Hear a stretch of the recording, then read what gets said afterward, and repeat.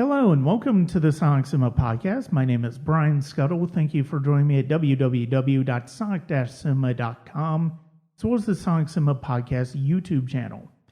Check us out at Apple, Google, Spotify, Good Pods, basically wherever you choose to listen to podcasts. The Sonic Cinema Podcast is there. The YouTube channel, though, in addition to the interviews and podcasts you'll get on the stream, you'll also get quick take reviews. And recently I've done reviews for Elvis as well as Enchanted and Disenchanted. And that is the Sonic Cinema Podcast YouTube channel. Thank you to the people who've gotten me over the 500 subscriber mark there. And I hope to continue to have some great content for you there.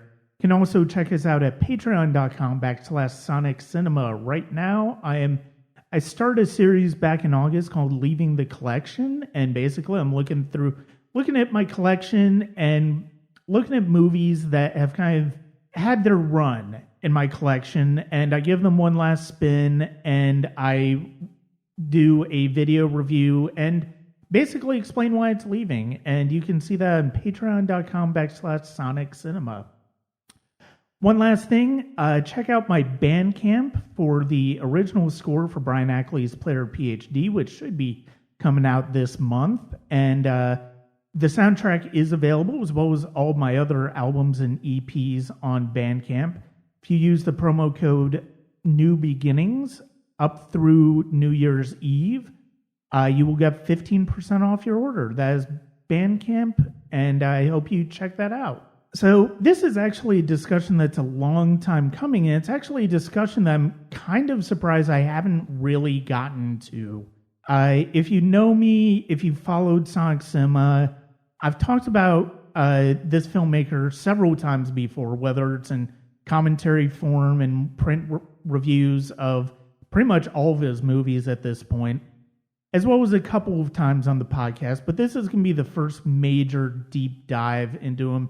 And that is my favorite filmmaker of all time, and Steven Spielberg. And you hear that name, I'm sure any number of images comes up, whether it's we're going to need a bigger boat, whether it's Richard Dreyfuss making a mashed potato mountain, whether it's E.T. phoning home, or the horrors of the Holocaust in Schindler's List, or the war in Saving Private Ryan.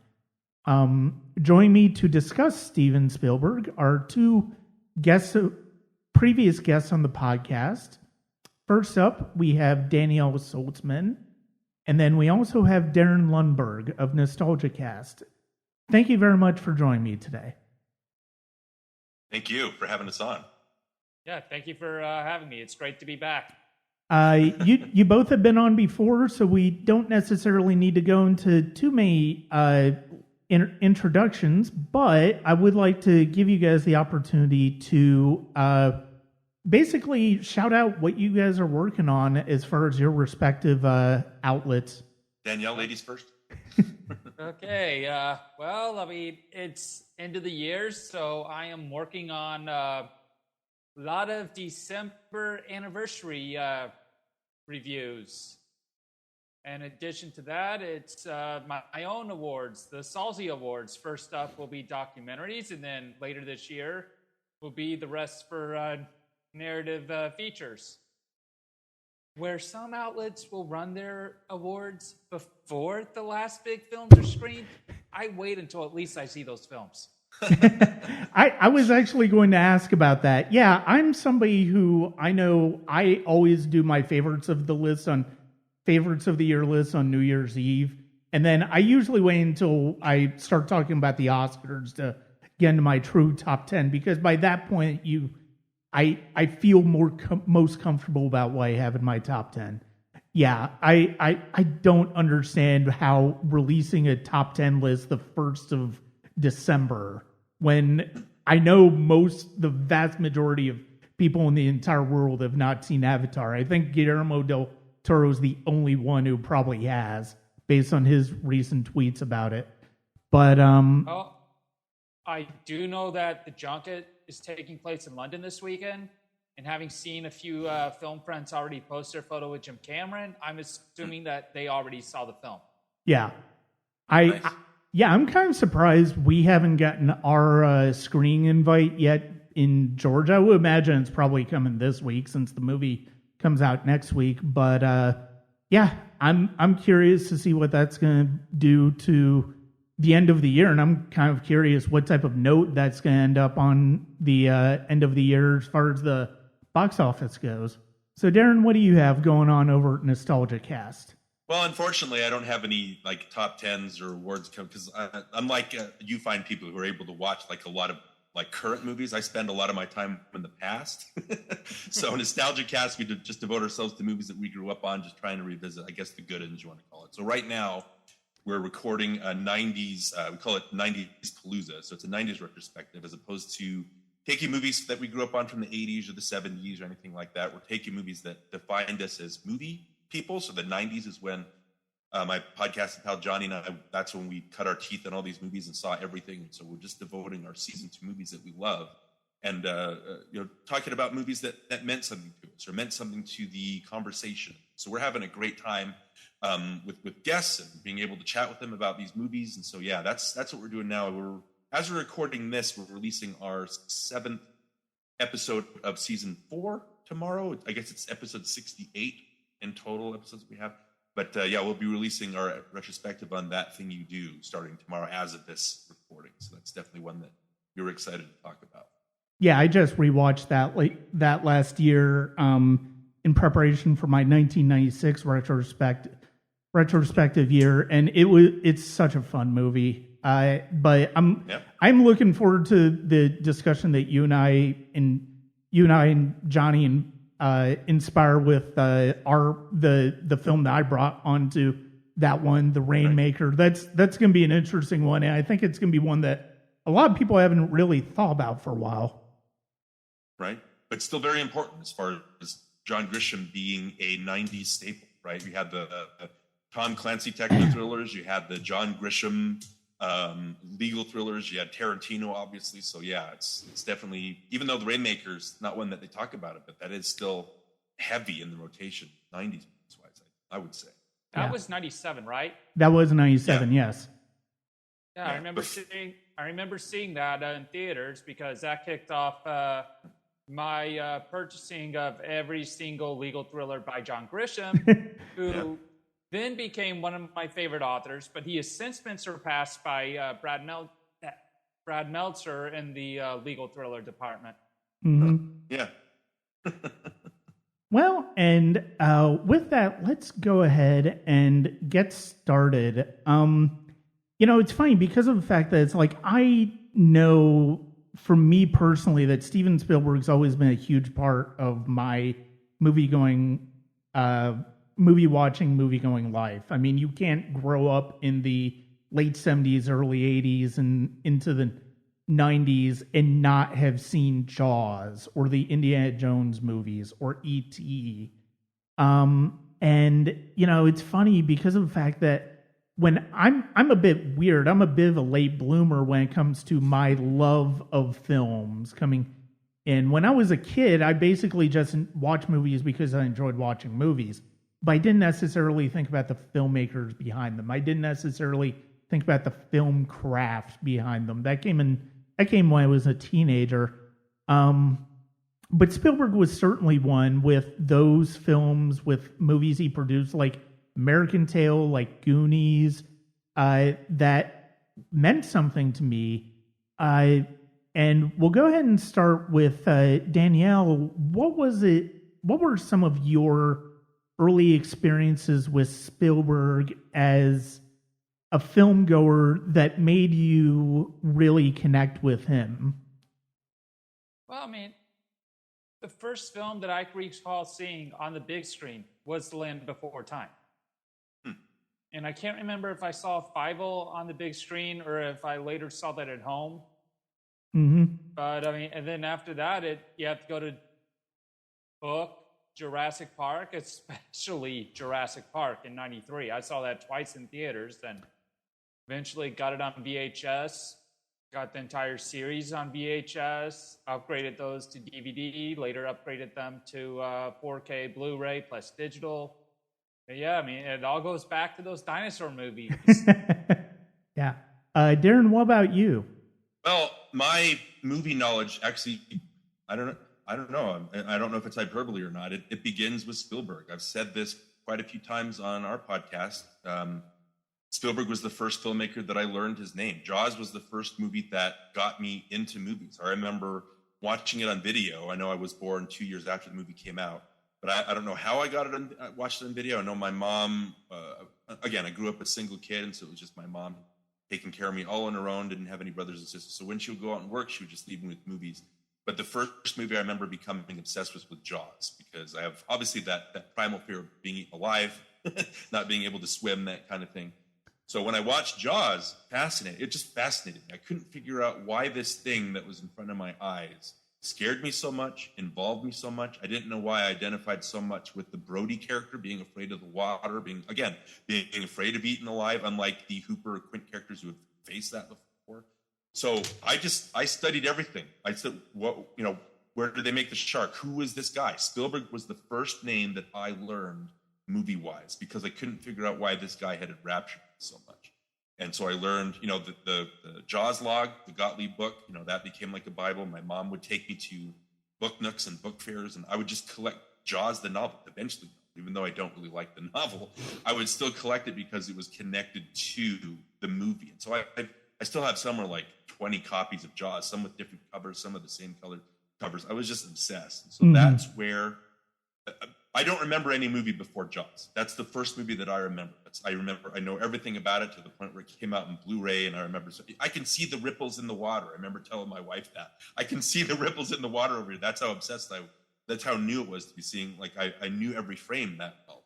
So yeah, Spielberg, I know that a lot of people push back, and maybe we'll all agree with it. He's sentimental, but movies are sentimental, right? I just think that, and we'll talk about it, but no other filmmaker has been able to rip memories and feelings from my heart or from my brain and project them on screen. I don't know how he does it, but if you're talking about your favorite filmmakers, Brian, he's got to be my favorite, because there's no other filmmaker that engages me on that emotional level. And it's just, aside from his obvious skill as a filmmaker, he is just uncanny for the way he's able to show me up on the screen. I'm in awe of this man. Mm-hmm. Yeah, it's funny because of the fact that, it's funny because my mom always told me, like, we saw E.T. 12 times in the theater. I believe her. It's like, but it's funny because I don't necessarily have that memory of going to. I would have been about 4 or 5 that year, so I don't necessarily have that memory of going to see it. But one of the things she's always told me was, first time we went to go see it, I guess I had to go to the bathroom during the first flying sequence. So then when we came back and they fly at the end, it was a surprise to us, but not everybody else in the audience. And, I do remember watching Temple of Doom. And even though it's not necessarily considered a lot of people's favorites of the Indiana Jones movies, I still remember going to the theater to watch that movie. I remember with Last Crusade, my mom and I went to go see it. It was at the theater that became the theater that I would work at for 19 years or so. I remember we went to go see it there, and I remember the scene where they're on the beach and Sean Connery shoos the birds away to get into the biplane. And I remember leaning over to my mom and just saying the word shredded tweet and just making a joke about it. And, I think Danielle, I believe I talked about this when we talked about Jurassic World with regards to Jurassic World Dominion earlier this year. For watching the first Jurassic Park in theaters, and it was packed house, the scene in the kitchen with the velociraptors, somebody was walking behind us in the row behind us and accidentally brushed up against my mom's hair, freaked her the hell out with that. And it's one of those things where Spielberg look, the craftsman of Spielberg is basically unimpeachable for a lot of people, and rightfully so. He's a master. From the time from his first film he made for TV, Duel, excuse me. I don't know what I was thinking. To the one that just came out, the Fabelmans. His command of the language of film is absolute, but one of the things that is so amazing about him at his best is, like you were saying, Darin, the ability to wrestle emotions, to get into our emotions and connect with us in a way that no other filmmaker really has been capable of. Yeah, that's absolutely true. I don't know, Danielle. What are your feelings on like Spielberg as a craftsman? What like Jurassic Park and things like that? Why did you go back and see that again and again? Some of it's the nostalgia, and then a lot of it in the last few years was, you had Jurassic World Camp Cretaceous, which led to rewatching the sequel trilogies. But like every now and then, you want to get back into the originals and watch those. I probably had, going into Dominion for sure, I did the entire binge, but I'll do Jurassic Park on its own repeatedly throughout the year. So it's like a nostalgia, like tapping into like your brainstem. I think he's got an uncanny ability to do that. And then some of it could be just, especially during the pandemic, wanting to watch people having a worse day than me. Well, and that's one of the things that's always kind of interesting about film is the way that filmmakers are able to show us stories of people who are having absolutely awful times, whether you're talking disaster movies, whether you're talking action movies, or even comedies or dramas, and yet we sympathize with them immediately. Part of it is naturally our human nature to empathize with others, or hopefully are in our nature to empathize with others. But also, there's something about the way that filmmakers approach stories, and I love that Spielberg over the years has always looked for stories that basically are ultimately about us connecting with other people.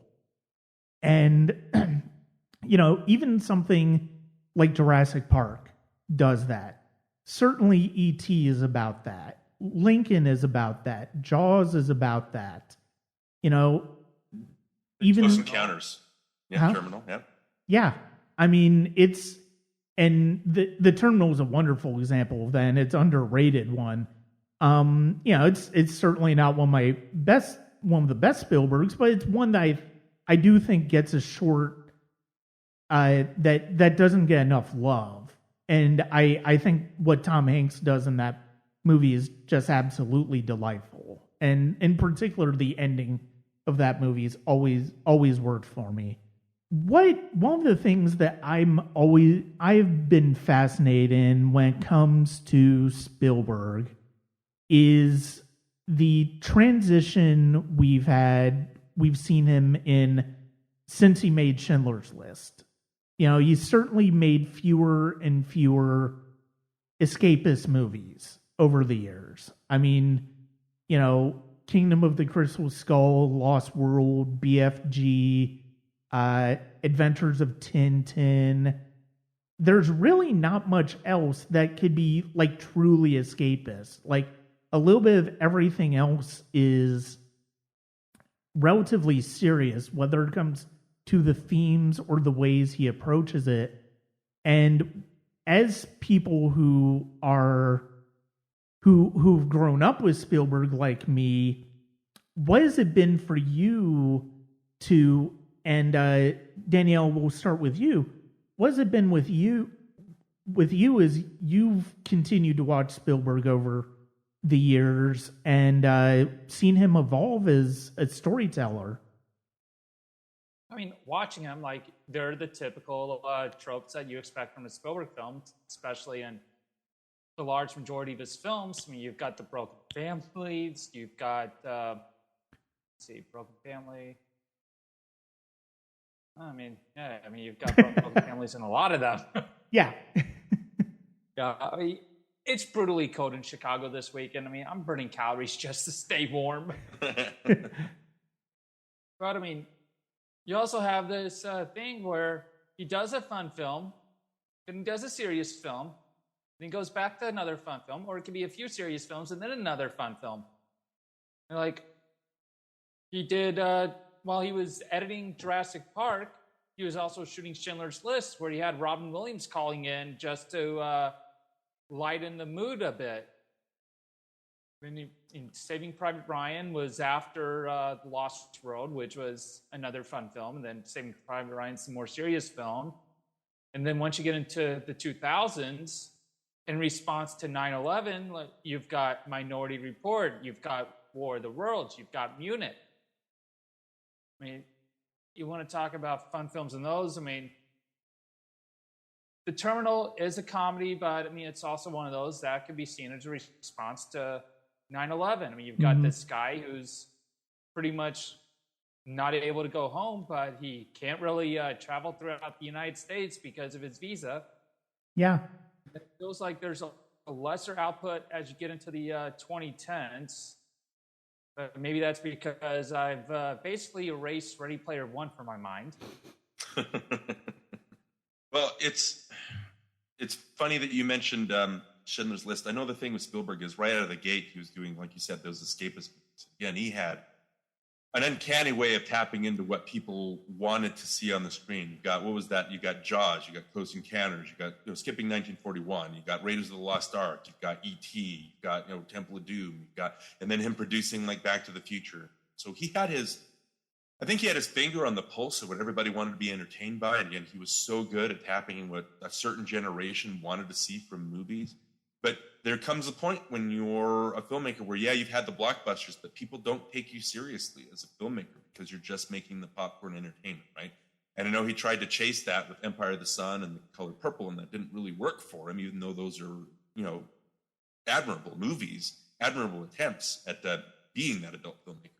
But it wasn't until Schindler's List, Brian, I think you're right, that something in him changed. I know that the thing that sparked our conversation is Jason of Binge Movies, like talking about Jurassic Park being, Spielberg's last populist movie. And if you look at it, yeah, that's the last one that kind of captured the public eye. But even then, it's a tough conversation to have because we all love Spielberg so much that we want him to keep doing it. But I hate to say it, but Jason is right. He's making movies that mean something different to him. He's making movies that I think he was just quoted recently, Jason saying something about, he's making movies about his childhood now. And it's not really connecting to people as much as, because another thing, like Danielle, you talking about things that are recognizable from Spielberg, like growing up with the movie brats, things like that. They were taking, like Coppola, Scorsese, and De Palma, they were taking things that people had already seen in the 50s, 40s, 60s, everything before, and just repurposing them and making them new. And that was what's so exciting. So you can even tell that's part of Spielberg's, like, Creature from the Black Lagoon. There's a lot of that Jaws. So there's a lot of things that feed into what movies he's making. I just think that after he did Schindler's List, something changed in him where he was like, yeah, I can't go back and do these escapist ones, even though I think, like Minority Report has some stuff in it that's just as good or not better than most of his most crowd-pleasing moments that he did in anything before that. Mm-hmm. But, I think Crystal Skull, even though I don't mind that movie, there was just something off about it. I think even Spielberg recognized that he's not the same filmmaker. It's not the same kind of being able to grab the public's attention and do it because people push back against Crystal Skull. I just think that his decision to not come back for the fifth one kind of stems from it. Just he's kind of lost something there. But not that, with Fabelmans and with The Terminal and with Bridge of Spies and all these movies, he's making movies that mean something to him. I remember he turned down Harry Potter to direct that first because I think he was quoted as saying, I could do this. I could make $1 billion off of Harry Potter, but that's not the same person. That's why he did AI. He was a much more personal filmmaker, kind of chasing that different dragon. I even though, again, I hate to say it, like a lot of his movies haven't been as, powerful or hitting that public, want since Jurassic Park. It's tough to say that, but even though I do consider it being true, Fabelmans we saw Fabelmans in a theater where it was just me and my wife and 2 other people. What world are we living in where a Spielberg movie is not crowded with people? Yeah. And it's just playing on one theater. You know what I mean? It's just, so even though it's tough, I still appreciate who he is now, even though he's not quite ringing the box office. I mean, you have to look at the audiences these days. I mean, especially with streaming. Yeah. Like, I'm looking at the box office for Thanksgiving weekend, and a Disney film is bombing at the box office. An animated Disney film. That does not happen. No. That really does not happen. I mean, and Fabelmans, I've heard from friends where it's playing in the smallest theater, and so, of course, it's going to not do as well as, say, Glass Onion for the audience at theaters. And, December 13th VOD, I'm sure other people like having their movies to be able to watch at home earlier than usual, but we're a few years away from theaters just being Marvel, Star Wars, Avatar, and other blockbusters, and that's just going to be so sad. Yeah. Well, again, if you're looking at the movie theater we went to, Black Panther was still playing on 12 screens. Again, if you're looking at the MCU movies, I think the Black Panther movies and maybe the Guardians of the Galaxy movies are more personal. They kind of chase after that personal bent that I look for in movies, even franchise stuff. So I don't want to denigrate Black Panther because I know it has a lot to say, but it's just, why is Black Panther playing in 12 theaters and the Fabelmans is playing in theaters? Strange World is playing in one theater. You know what I mean? Mm-hmm. It's She Said is playing in one theater. Like, what are you going to go see? It's just strange that the multiplexes just seem to be playing 5 movies total, even though they have 20 screens. Yeah, I remember this whole push for 3D films. This started after Avatar made $1 gazillion. I remember in December when you have everything coming out, and it's like all these films playing in 3D. I personally would like to see them in 2D, so I try and find the 2D showtimes that work with me. And that's why I never saw any of the Hobbit films in theaters, because I never found a showtime that worked. Mm-hmm. That's on top of working in my father's office at the time. Yeah. No, and I do think there's definitely some truth when it comes to the prolification of Marvel and other tentpole movies that are basically dominating the multiplexes, to why stuff like Fabelmans and She Said does not get its audience. But it's like, the one thing I do think a lot of people, to a certain extent, are not taking into consideration is the fact that Fabelmans is currently only in 600 theaters.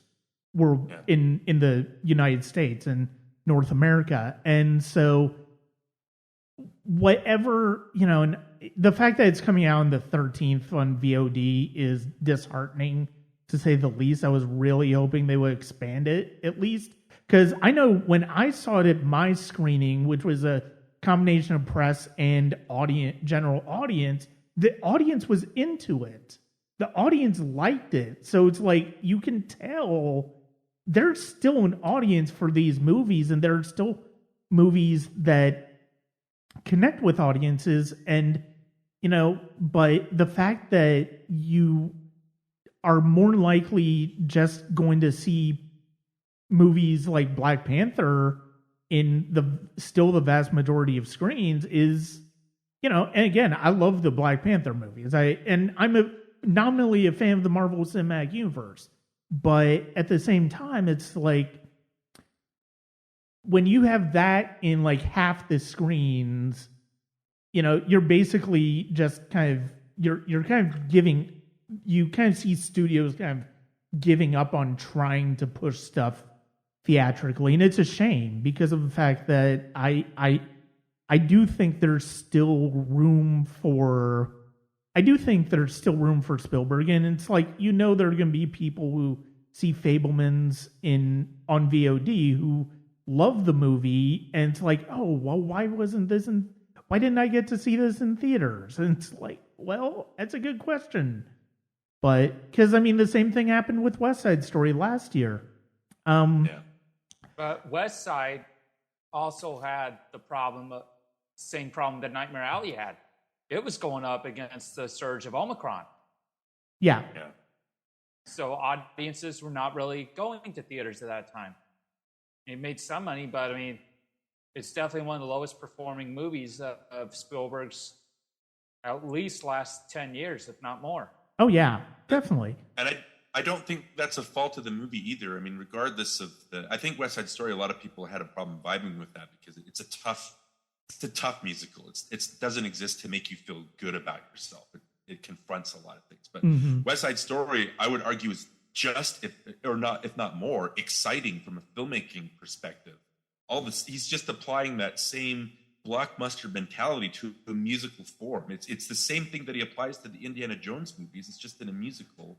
It's just people don't have that connection to something. First of all, a musical or something like West Side Story, which is an IP. I'm sorry to say, it's something that's a nostalgic kind of piece, like a remake kind of thing. So people aren't going to connect with that either. I get that. It's just a shame that I don't really see any difference in quality of the filmmaking between Jurassic Park and West Side Story. It's just the quality of the filmmaking itself. You know what I mean? Yeah. It's just so exciting and inventive, but it's not. And then again, I'm a fan of the Marvel movies too, but if you compare the filmmaking, it's very conveyor belt. It's very, it's just a process. Everything's done the same. So a lot of that just kind of, if I compare those two aesthetics, I'm kind of bored by the Marvel aesthetic because it's the same thing I've seen multiple, if not dozens of times in the past month. You know what I mean? And so that's probably why all the Marvel films that I keep going back to for rewatch it's usually Winter Soldier and maybe Civil War.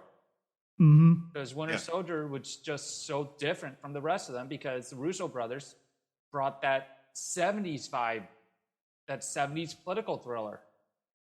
Yeah. And it's funny because of the fact that, this conversation, this discussion did kind of start with you and Jason talking about Jurassic Park being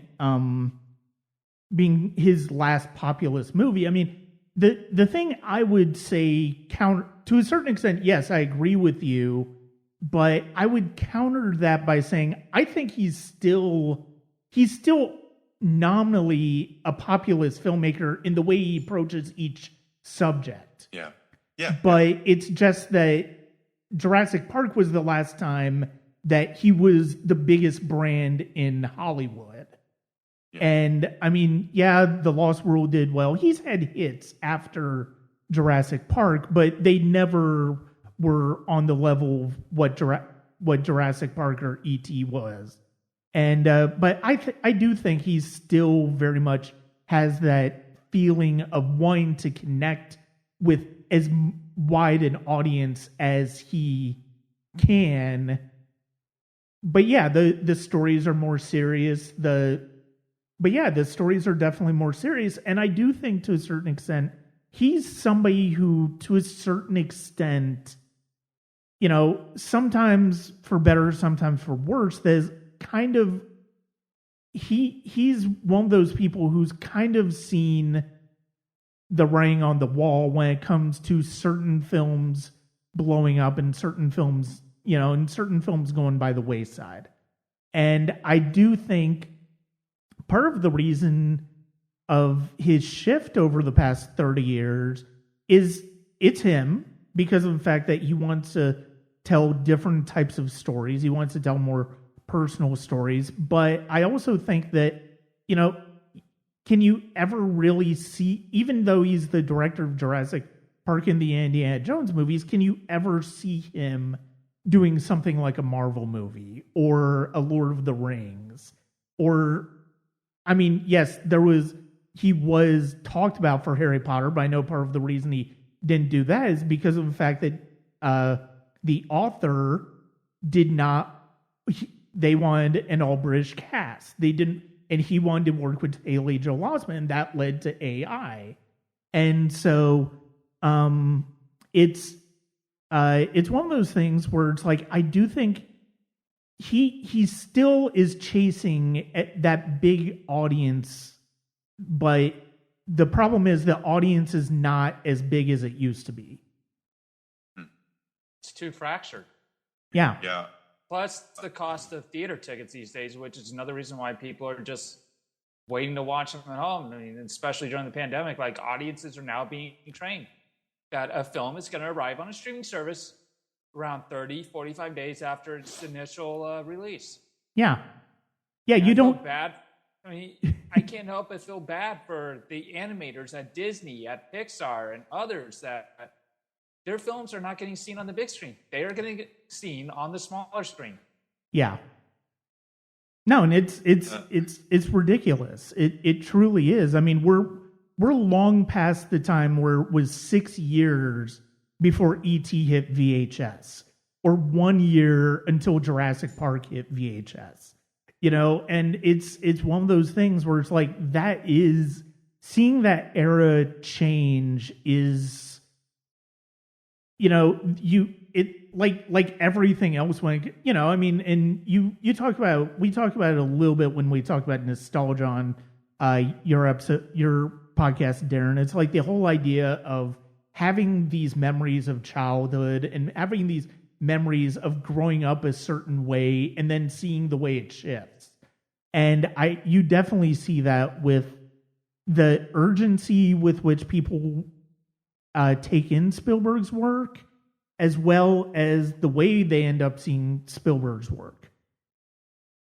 Something like Bridge of Spies would, if that came out in the 70s, it would have taken the nation by storm. You know, it's just that kind of movie. I think if you're talking again, Brian, about nostalgia, like during the 90s, if I was to bring that that's when I saw everything. Didn't matter what it was. I would see 2-3 movies in a weekend. So that's how I was able to discover like the giant movies, like an Independence Day, or Twister, and also catch the independent stuff, like a Sling Blade or an English Patient. You know, all these different, or what's the movie I'm thinking of? The Sweet Hereafter, the Adam McGowan. That was 97 speak. That's my favorite movie that year.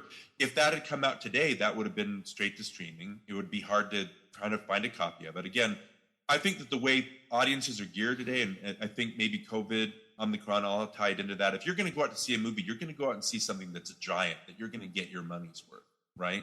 I don't know if people are connecting to something like the Fabelmans in the same way. You don't go and see Lincoln as a big screen IMAX experience. You know, that's not what people want. I also think that, you know, that's what people are attuned to. Like, if you're going to go see a movie and Black Panther is playing in 12 theaters, you know, that's what everybody's going to go see. I'll go see that one. Nobody wants to go see and find the smaller movies. And that's, again, the problem with Marvel is even though Spielberg is so influential, and the Marvel movies, Danielle, you mentioned Civil War. There are pieces in Civil War that are very, Captain America Civil War, that are very Spielbergian. But the average viewer is not going to watch Civil War and think, oh, that's Spielberg. That's a Spielberg game. They're going to think that Civil War is the newest thing. Everything that's happening on screen for Civil War is the first time it's ever been done. And I think that's a problem with people's mindsets these days, where they take someone like Spielberg for granted, that he can go out and make a movie like The Fabelmans or like West Side Story that's just he knows how to make a movie. He's a master craftsman. He can do these things in his sleep. But people aren't going to recognize that because, I don't know, would you guys think it's like old hat compared to the way the blockbuster kind of, and you know, when you have blockbusters and you have nothing but superhero movies, that kind of taints like everybody else's kind of purview, I think. I don't know. Do you guys agree with that? And VFX alone, I mean, since Jurassic Park, I mean, if not for Jurassic Park, you wouldn't have all these VFX heavy films and CGI, because that was the game changer. Yeah. No, I mean, I think that's, and I was actually thinking the exact same thing, where it's like, you know, in a way, Jurassic Park and T2 were to the 90s and beyond what Jaws and Star Wars were for the 70s, where they're the movies that basically where audience perceptions of what they wanted just drastically shifted. I mean, I think with as far as with Marvel, especially, I mean, and again, not trying to shit on Marvel, but the fact is the biggest brand on the planet now. So it's the easy thing to talk about, but it's also the most indicative thing because of the fact that, we got Spider-Man No Way Home last year, which is tapping into nostalgia from 20 years ago because it has the previous Spider-Man in that. So it's like and you have Stranger Things, and you have Stranger Things, you have Ghostbusters, you have all of these things. They're basically tapping into nostalgia from the past 30, 40 years. And you're right, Darren, the idea that, they're not seeing the influences of Spielberg, who's very much an influence to a lot of the filmmakers making Marvel movies. What they're seeing is, oh, this is a big Hollywood blockbuster, and then with the Marvel universe, it's like, oh, the different puzzle pieces and stuff like that. Yeah, I do think to a certain extent, general audiences do feel Marvel fatigue. I do believe that. The hardcore audiences for Marvel, though, they're still going to at least try the TV series. They're still going to try each movie and see how it connects into one another. But the fact of the matter is, and that's kind of, and you look at Harry Potter, you look at Lord of the Rings, those were continuing stories throughout the years. And it's like, it's almost like the shift in, even though sequels have always basically been following the same characters from story to story, Lord of the Rings and Harry Potter, you're following the same characters over years of their lives and seeing different adventures all building up to this one moment. And that's what the MCU is. That's what the DC universe is. Well, kind of. But, or it's trying to be. But the fact of the matter is it's not as successful. But that's basically so Marvel is almost, as much as it is Spielberg certainly inspiring the filmmakers, you have movies like Lord of the Rings and Harry Potter where that serialized storytelling that basically point A to point B to point C, and then point C is the huge finale. That's basically what Marvel's going off of, as opposed to the traditional way we think in terms of sequels. Yeah, but those films were, at least one film a year, not 3 films a year, plus maybe 3 to 4 series on Disney Plus that you also have to watch, unless you want to get really confused at the next film. With Doctor Strange, you needed to watch What If. You needed to watch No Way Home. You needed to watch Loki. Just because of how it's touching on the multiverse. And if you have so many... WandaVision. Yeah. If you have so many of these movies... so many of these movies kind of being so omnipresent, I don't blame people if they think that's all the movies that are being made. Yeah. You know what I mean? That's all we see. I know Star Wars fans that have not watched Clone Wars, have not watched Rebels, and all of a sudden they're watching Mandalorian on Disney Plus, and it's like, wait, who's that character? Who's that character? Wait, who's Thrawn? Yeah, exactly. So like now with the coming Ahsoka series, you have to watch all of Clone Wars. You have to watch all of Rebels. Yeah, I have thoughts on Star Wars ways of trying to tie everything in. I'm not as big a fan of that one. Marvel, I understand because that's what comic books have done for decades. Star Wars, it's like you're kind of getting away from what made Star Wars, at least on the big screen, fun. It wasn't all about tying in all of these things from the novels and stuff like that, But But it's interesting to see, we're trying to go back to Spielberg here for a bit. you compare. Star Wars is a good tie-in, Brian. It is a good tie-in because without Star Wars, you don't get Raiders. Yeah. Because they were vacationing while Star Wars was coming out, and that's when Spielberg told George that he had wanted to make a Bond film, and George responds by proposing this character inspired by the pulp serials. Just happens to be an archaeologist, Dr. Henry Jones Jr., better known as Indiana Jones, because the dog's name was Indiana. And I love this story about how they basically swap points on Star Wars and Close Encounters of the Third Kind, and Spielberg's still seeing points off of Star Wars. Yep. I love, smart businessman. And he was somebody who Lucas went to possibly direct Return of the Jedi, but he couldn't do it because of Directors Guild rules. But he did end up doing some storyboarding and sequencing on Revenge of the Sith when the prequels came out. But Indiana Jones is a great example of that type of franchise that you don't necessarily see anymore, which is you're following this one character. There's not an overarching idea to this trilogy. It's just following Indiana Jones from one adventure to another.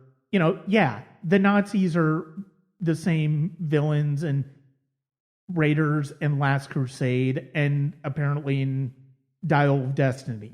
But but the fact of the matter is the characters are different. Yes, you're going to see some of your old favorites, but at the same time, the story is different. It's not about telling this big, broad story of this character. It's about entertaining you for 2 hours and just, see in a few more years, maybe. Well, the other thing if you're talking franchise stuff, I know I'm tired of going on another tangent, but I know Tarantino got in trouble recently. One of the many comments that he got in trouble for was him saying, why would I want to work for Marvel? Like, I'm not a hired hand. I'm not looking for a job, right? I know people push back on that, but the thing with that is Tarantino's absolutely right. Like, I don't want to go see a Tarantino-directed Marvel movie because at the end of the day, it's going to be a Marvel movie. Yeah. I know that we talk about James Gunn and Ryan Coogler being the most personal filmmakers in the MCU. Even Black Panther has that little end credits thing where Bucky comes out, right? Even Black Panther Wakanda Forever has to introduce Ironheart. Even James Gunn, Guardians of the Galaxy 2, it has Adam, I can't even remember his last name. The character. Adam Warlock, right? Even he's in there. So even though they're the most personal Marvel movies, they're still connected to a different movie. They're still introducing characters from a different movie.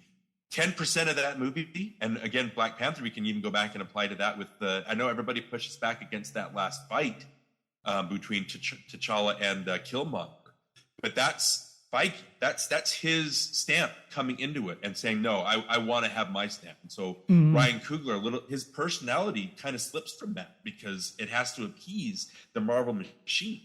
And it's, I don't want to see Spielberg come in and do somebody else's thing, which is kind of what Kingdom of the Crystal Skull was, because he complains all the time that was Lucas's idea. But going back to Spielberg, if you're looking at franchises, the franchise that he's done, the main one, Raiders of the Lost Ark or Indiana Jones, that's still his franchise. He still started. So if he's going to do another one, even though Temple of Doom and Last Crusade are franchise films, they're still unmistakably Steven Spielberg movies. They're not, even though they're part of a machine, they're above and beyond that machine. I think that's the difference. And I think out of all of them, Crystal Skull kind of became more mechanical. It wasn't as much of a personal stamp. And even by then, like his personal stuff, we kind of are becoming like parodies of themselves because we've seen them. I just think franchise-wise, I don't want to see a Spielberg do something like that because I want to go see a Spielberg movie to see what he has to say and teach me and say to me, as opposed to just feeding into a fast food machine. Yeah. Yeah, I mean, it's like, look, I do lament the fact that we never got to see Peter Jackson's film for Tintin.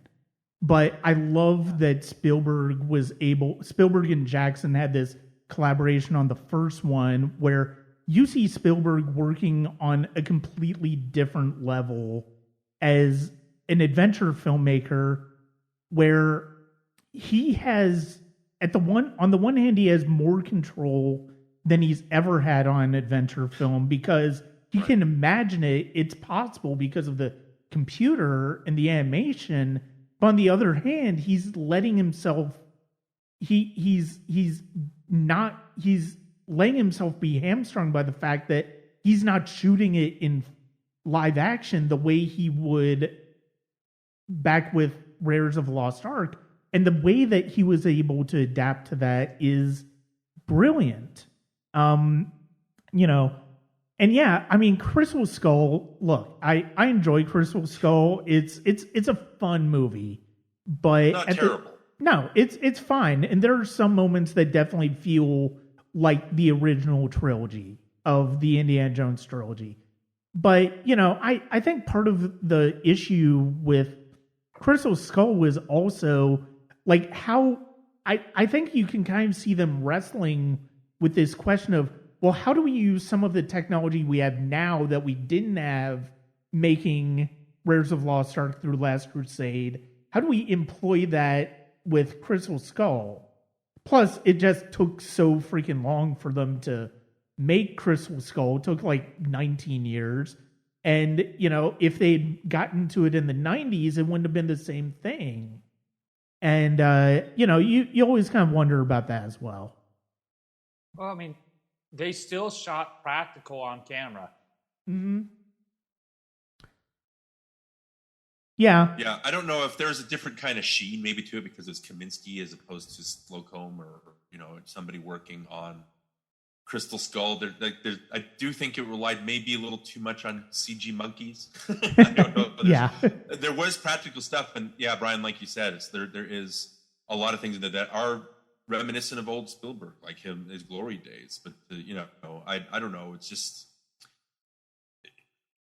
him back in franchise mode was a kind of a different attitude as opposed to what he was churning out at the time. Oh yeah, and I definitely yeah, and I definitely going into. No, go ahead, Danielle. Sorry.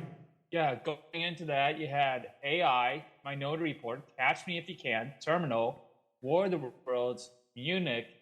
Then you get to Crystal Skull, and then after that, it's Tintin, War Horse in 2011, Lincoln 2012, Bridge of Spies 2015, BFG 2016, film that I have not seen since I saw it in theaters. Post in 2017. How is that already 5 years old? Yeah. And then Ready Player One in March of 2018. And thanks to the pandemic, we had to wait a few years for Fabelmans. And West Side Story. Oh, yeah, and West Side Story last year. Yeah.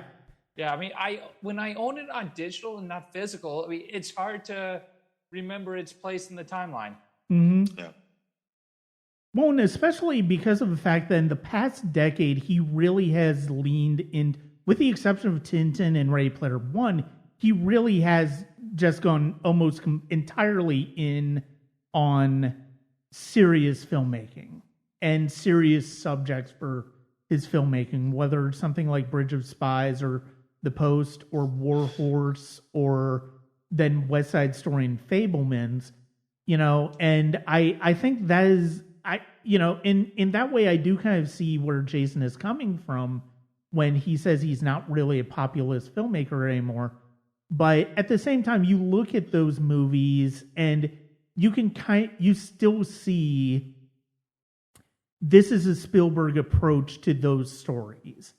Like, it's not the same approach that somebody is going to take because he's still ultimately, okay, we're going to put Tom Hanks in this Cold War film, and it's going to be a bit different than you're used to from me, but it's ultimately going to be a Tom Hanks movie as much as it is a Spielberg movie. With The Post, it's not going to be necessarily All the President's Men the way that played out. You're going to get allusions to it, but at the same time, it's the way I would have approached a story like All the President's Men. And West Side Story, I do think there is something, I mentioned in my review for Fabelmans, I do think there is something to basically what Spielberg is probably going to end up doing for the rest of his career is looking back at his childhood and what excited him about movies. You know, and you look at West Side Story, he chose that musical to make his first real musical. You know, he's telling his personal story on screen with Fabelmans. And then, you know, he's talked about doing a Western coming up next. He's got a Bullet movie with Bradley Cooper, which I'm not sure I would have gone with him as a choice, but I'm curious to see what they come up with that. And, you know, I can imagine what we're going to see from Spielberg is him tapping into some genres and types of stories that he's wanted to scratch that itch for a while. And I'm curious about that. So, well, I still think he's tapping into things from his childhood the same way he was tapping into things from his childhood with Jaws and Close Encounters and Raiders of the Lost Ark. I just think, and again, hate to say that Jason is right, but you know, it's just not connecting with audiences the same way. I think that's the difference. He's still making the same type of movie, the same kind of West Side Story is very him, like you just said. But people just aren't connecting to that in the same way they would have connected to an Indiana Jones or Jaws or Close Encounters or E.T., the movies that kind of ring that box office bell. It's hard to, I can't pinpoint it, but audiences just have their mindset in a different spot. I can't pinpoint that precisely, but I think that's what's happening. Mm-hmm. So before we get into our personal favorites of Spielberg's career, I did want to take some time to talk about the Fabelmans a bit. And, you know, one of the things I knew from the first trailer of this movie coming out, it was going to have a profound impact on me. And certainly it did that in spades because of the fact that the story of not only Sammy Fabelman learning to love movies and decide he wants to make movies, but also the dynamic that we see play out with his family and the ways in which his parents have two different types of people. You know, his mother, Mitzi, is a musician, very creative. His father, Bert, is very scientifically oriented and very intellectually oriented, and he's not the strong emotional caregiver that Mitzi is. But we see Sammy just become fascinated by film for the first time with that moment where they watch The Greatest Show on Earth. And you know, it's like, I'm sure we've all had that moment where we're just like dumbstruck by what a movie does. And for Sammy, it's that train crash, and he has to recreate because of the fact that he wants to figure out what, I feel like part of it is he wants to figure out what was that impacted him so much about that. And he kind of wants to break it down for himself. And then, you know, we see him want to tell more stories, want to tell deeper stories, and then we see him eventually starting to realize his camera is seeing something more than what he expected. And it's something that eventually will haunt the family for the next few years as they move from place to place.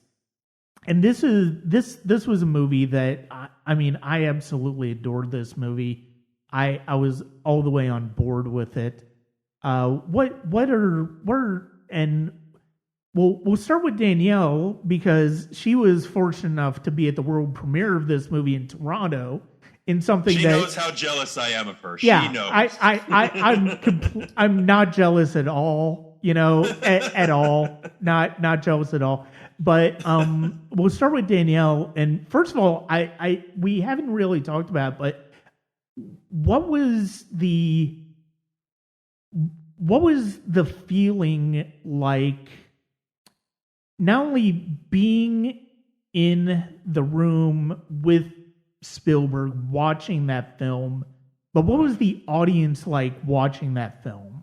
Well, I mean, there were standing ovations at the beginning and end.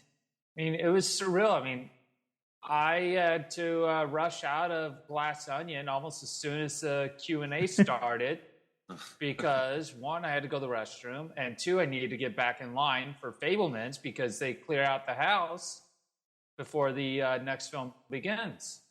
Mm-hmm. And so I remember going up to the balcony to get to my seat, and they're already starting on introductions, and you still have more people in line that are trying to get inside at that point. Yeah, I mean, it was just so surreal to be at the world premiere of the first Toronto film directed by, well, my favorite living filmmaker. What was the audience reaction to them? You said standing ovations, but throughout the movie, how involved were they? I mean, there were definitely laughs at the funny scenes. I mean, I was starting to laugh uncontrollably. Uncontrollably as soon as he says that our house is the only house without lights. Because it's so true when you grow up Jewish. Your house is the only house without lights. Unless you live in a very Jewish neighborhood, at which point it's not going to be the only house without lights. Yeah, but I mean, I didn't even realize that was David Lynch at the end. I thought that was Steven making a cameo. No, I definitely remembered. Yeah, I definitely remembered David Lynch was cameoing in that movie, and I'd heard that was probably John Ford, but I wasn't completely sure. But yeah, like it wasn't until I reread my review of the McBride bio on Spielberg that I'm like, oh yeah, that's right. He didn't sneak off of a studio tour tram ride.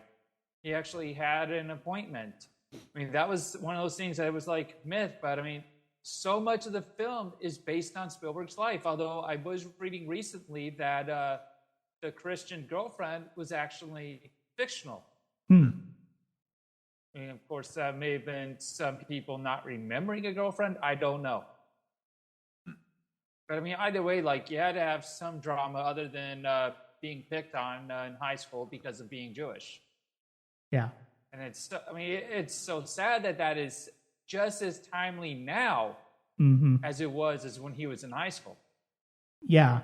I definitely remember reading reviews like yours and other people's when it was after it played in Toronto, and definitely the fact that the anti-Semitism he goes through in high school was playing a part in the movie, and it's something that I certainly cannot speak to myself, but it's like I just can't imagine what I can't imagine what that's like. And one of the things that really hit me when I watched it was just how much he didn't really flinch from it. It's still it's as uncomfortable and as in a way harrowing to watch that as in a way anything we see in Schindler's List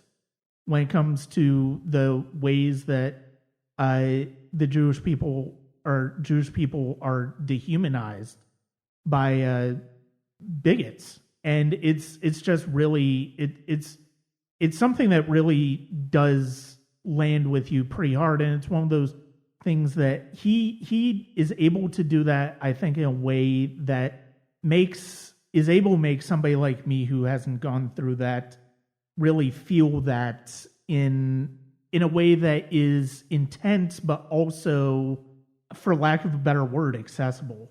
Darin, what were your thoughts when you watched the movie for the first time? Well, again, I just saw this recently, so it's still processing. Like and I think that's a sign of a great movie. The thing with again, sorry to keep bringing Marvel back in this, but the way that culture is now, and when we have Wikipedia and access to all those things, again, when I was growing up, we didn't have those things. So if you wanted to find out what happened in a movie, you didn't even have the internet, so you couldn't. Spoilers wasn't even. Like you had to rely on like a friend who happened to see a movie before you. So now that we have all these access to things, again, with Marvel movies, I've become so jaded with them that I'll read the Wikipedia plot description because the plots aren't what's important to me about those movies. It's the connection between the characters and the fun that they have. And you can't read that. So that doesn't spoil it. But the way that the culture is, you can read these movies. And so there's less of a drive for me to go out and watch these things. But there are movies like a Dark Knight Rises or like these bigger blockbusters like The Last Harry Potter or something like that. It's all these things that I won't read the spoilers for, that I want to go and experience myself. With Fabelmans, it was the same thing to the point, and I even tweeted about it when the first trailer came out. I was like, I'm not watching this. I'm muting this word because I don't want to know anything about this movie. I want to go in cold. I know it's Spielberg. I know he's making a movie about his childhood. I'm going to love it. There's just something that I know, unless he takes a really disastrous turn, I'm going to end up liking this movie a lot. And I specifically remember sitting in the theater for Ticket to Paradise with my wife, and they had the trailer for The Fabelmans come up, and I was like, damn it. I made it all this way, but without seeing the trailer, and now I had to watch it. And I was like, yeah, I guess we're going to have to sit.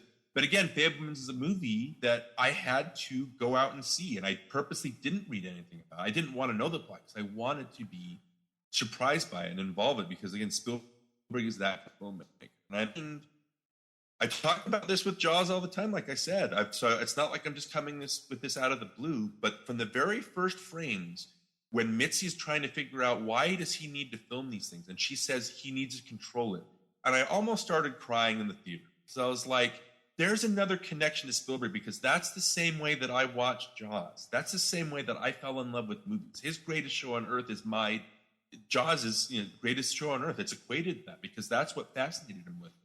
And I had to control my feelings for it. Why did this movie involve me so much? And again, just thinking about it now makes me emotional because it's like, how does this guy know who I am? Like, how do I know? And again, I'm not of the Jewish faith, Danielle. That's one of the things that I absolutely adore about you is that's part of your identity, and you will not budge from that. If something like doesn't tie in and offends you in a way, you're able to step away and say, I'm not going to be involved in it. I love that you're able to do that. That's so brave, and so I love that that's part of your identity as a film critic. I don't have that same kind of thing. I'm half Chinese, but I look more white, so I never had to deal with like any kind of somebody looking at me in a different way because I could pass for a white dude, so I never had that. But that personal stuff with filmmaking, the way that Spielberg is still able to attack like you, Danielle, from a different way, you, Brian, from a different way, that's what The Fabelmans does. I kind of push back a little bit at these movies that are about filmmakers' childhoods because in a way they seem a little bit self-indulgent, making a movie about myself. So you look at 400 Blows or Fanny and Alexander or Crooklyn of all things, or I think Lady Bird, just recently you have Belfast or Roma or all these things that there's just something about these movies that I push back a little bit because it's like you're getting a little bit too high on yourself. Like, so I don't know. It's just part. So I'm still processing that. But again, so much stuff. Seeing how Mitzi is able to, like you said, Brian, she's the emotional part. That's the emotional side. Right? The way that Bert is the logical, technical person. From the very first shots of the movie, when you have Bert bend, they're trying to convince little Sammy to go in to see this movie, right? And they're trying to explain it's not scary, and you get the first close-ups of Bert, Paul Dano as Bert. It's like, listen, it's all made from technical. You see frame by frame, and so it's presented you in a way, and then it cuts and shows a close-up of Michelle Williams as Mitzi. She's like, but the feelings you're getting. So I just thought that was so brilliant a way to introduce those characters, and it paid off for the entire movie. I just think that from that perspective, and again with the personal movies, I don't know if they reach a climax. Like I guess the climax of The Fabelmans is, he's realizes, yeah, I need to be a filmmaker. I can get through to the bullies, the anti-Semite. I still have a way to connect to them in a way, and so he connects with that. But then he has the scene with Mitzi where they have their makeup session. They're able to resolve things, and then it cuts later, and it has the scene with Bert. And Bert's like, you know what? I'm done pushing back. If you don't want to go to school, don't go to school. I probably should have stepped on your hobbies a long time ago, but I didn't. And so even Bert has that reconciliation with him. I just thought that all that stuff, to the point where the John Ford thing is like the dessert. You've gone through this whole movie, and it's just 5 to 10 minutes of just pure joy. And so just laughing. Even the last shot of the end, how John Ford says about the horizon, when the shot is too low and it settles, I laughed out loud. I just thought that was so clever. There's just so much in this movie to love. But, you know, there's that personal stuff from filmmaking or from your faith that you grow up with. There's something to identify with this movie that, again, I don't think that a lot of filmmakers, I don't know if I know who Fincher is watching a Fincher movie, but I know who Spielberg is watching a Spielberg movie. I know who Ingmar Bergman is watching an Ingmar Bergman movie. Fellini. I know who they are from what they're presenting. That's something that's so rare. It's something that Spielberg has, like maybe above all. Well, and he and Scorsese are the same way. And I saw something on Twitter, I think this past week, and I've been thinking about since watching The Fabelmans, where it's like, you know, you would normally, you know, it's funny that between Scorsese and Spielberg, when it comes to making movies about childhood and about the discovery of the imaginative or film, whether it's filmmaking or magic or finding connections between people, you know, Scorsese arguably made the more fanciful one with Hugo, and Spielberg made the more serious one with Fabelmans, where normally you would think those were reversed. And, you know, I mean, it's funny because of the fact that I did wonder watching the Fabelmans trailer, and I mentioned it at the time, I wondered how much this might be inspired by the Antoine Doinel films that Truffaut did. And Truffaut famously, of course, worked with Spielberg as an actor on Close Encounters. And so, but the funny thing is, it's like I rewatched 400 Blows after watching Fabelmans, and you don't really see that. You don't really see that in what Spielberg is doing. And what he's doing is personal in a very different way than what I think Truffaut did. I mean, in a way, you can kind of see the same type of personality that Antoine Doinel is in Sammy Fabelman, especially when the character is older and played by Gabrielle Labelle in what I think is one of the better younger performances Spielberg's directed, which is saying something considering considering how well he's always been when it comes to directing children. But, you know, it's funny because of the fact that I just watched Cinema Paradiso for the first time this week. And the thing that I love about that, and the thing that I love about the Fabelmans, is that they're not specifically about, I mean, Fabelmans is ultimately about a child who realizes he wants to be a film director. But what we see more in Fabelmans is the nurturing and the love of filmmaking, and sharing film. And some of my favorite moments in the Fabelmans is the experience of watching Sammy share his films with other people, whether it's his scout troop, whether it's his high school classmates on the Skip Day film. Him sharing his films it's some of my favorite stuff in the entire film. And I love that, you know, it is indulgent if a filmmaker is telling a story about a filmmaker wanting to make movies. It's pretty indulgent in that respect. But I don't necessarily think that's what Spielberg's doing here. And that's part of the reason why this, I think, connects with me more than some of the other movies that are about that same type of subject. Well, that's the difference too. Again, the way I approach movies is I'm going to approach them from my personal perspective. Like, I can't expect you to, like Brian or Danielle, to approach it the same way that I do. That's what makes us interesting as voices, right?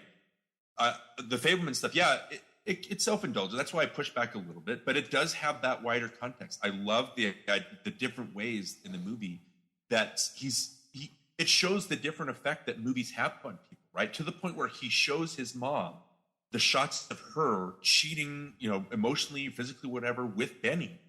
And the way that you don't see the footage because you've seen it before, but you see it on Mitzi's face, and the way that the movie that she's watching affects her in a way that changes everything between them and helps them connect.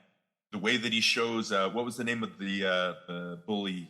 I can't remember his name, but Logan, right? Was that his name? Logan, the main? I think bully?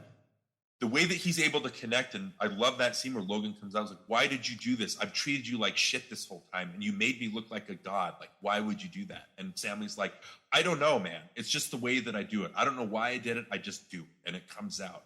The way that Logan is able to see himself as a god, even though that's not how he sees himself eternally. Again, that's the stuff that's great. The stuff where Mitzi says, you don't owe anybody your life, right? The part where Boris, the Judd Hirsch character, says, you're going to be wrestling with this your whole life. Your passion versus your family. They're going to be fighting. So there are more universal themes than just this is Spielberg making Spielberg. I don't want to denigrate that. I'm just saying that, you know what I mean? Sometimes it's just a little bit. It's a little bit indulgent, but it still has a lot of things in it. Yeah, absolutely. Danielle, what are some of your thoughts on some of the whether some of the things we're talking about or some of the things that you really came to love about the film? I mean, there's a lot to enjoy, but I mean, if the horizon's at the top of the screen, it's interesting. If it's at the bottom of the screen, it's interesting. If it's at the middle of the screen, it's as boring as shit. My parents saw the film yesterday, and so after they got home, I called, and I go through that entire thing. I mean, it plays so beautifully on second watch. Mm-hmm. I've not got around to my third viewing yet, but I'm getting there. It's just trying to get through this initial cram that is the first ballot deadline on December 9th. Yeah. A lot of movies to watch, so it's hard to dive back into certain things. Yeah, I get that. Yeah. There's so much to watch. Mm-hmm. They wait until Thanksgiving weekend to either mail out the screeners or right after Thanksgiving to screen these last batch of films. Mm-hmm. I mean, I must have been at the theater, had 4 screenings this past week, and it would have been 5, but I'm like, no, I'll just take a screener for the other one. After sitting through a 3-hour, 8-minute film, I'm like, I need a break. Yeah. Well, especially considering you had an interesting Babylon experience. Yeah, you mean the fact that was getting into the review. Yeah, you mean the fact that it was an hour and 20 minutes late from starting because the theater got sent the wrong file. I mean, at least I got to see it because if it had been film, I wouldn't have gotten to see it at all. So it's like, okay, but yeah. I mean, I'm this is going to come out before the embargo, so I'm not going to say anything about my thoughts on that one. But yeah, that was an interesting one. I had that and I had The Whale basically back to back. So and plus my regular workload's just been an absolute beast this past few weeks because of the fact that we're down people, and during the holidays, a lot of people, you kind of need to be able to be open to have people watch movies. But I adore that scene with David Lynch's John Ford. It's like I could imagine Spielberg and Lynch just grinning from ear to ear filming that scene. Like, okay, so here's what we're gonna do. And it was just so, it's such a fun movie, such a fun scene to watch, and it's such a great way to end it because of the fact that it's like you said, Darren, it is basically the dessert at the end of everything else. And the cherry on top. Yeah. And one of my favorite scenes is, tying into the John Ford, is when they're watching, when they go in to watch The Man Who Shot Liberty Valance. And I love that. The reason I love that scene is because of the fact that all of his friends are talking about Sammy basically striking out with this one girl, and all Sammy wants to do is watch the movie. And him going over the seats to get away from them. It's like, leave me alone. I want to watch the movie. It's like, I absolutely love that. But yeah, it's like when you said that the non-Jewish girl was a fabrication, that's interesting they would have that. But at the same time, I think and I talked about it when I talked about the female characters in the Fabelmans in their own league yesterday. She does end up playing an important part because of the fact that she ultimately is what gets him back to making films. Because after he sees what he sees with Mitzi and Benny, he goes into a depression about the idea of making movies, and he just doesn't want to do it. Yeah. And I love the dinner where it's like she says, "Oh, my father has access to this," and it's like you see him perk up. And this is part of the reason why I love LaBelle's performance. It's just such a natural moment of like just somebody perking up where it's like, huh, okay, I might be interested in doing that. And then the way the way that whole thing goes, and it's like I love that the trailer gives off the impression of one movie, but the movie is very much not ultimately wedded to a lot of what the trailer is. And you kind of get this idea of what certain things are going to play like in the trailer, but that's not what it is in the movie. And I just absolutely, I love this movie. I'm jealous that you've already seen it twice, Danielle. I can't wait to see it again. I will probably just end up buying it on VOD on the 13th because I don't know if I'm going to get to it again in theaters. But yeah, it's such a wonderful movie.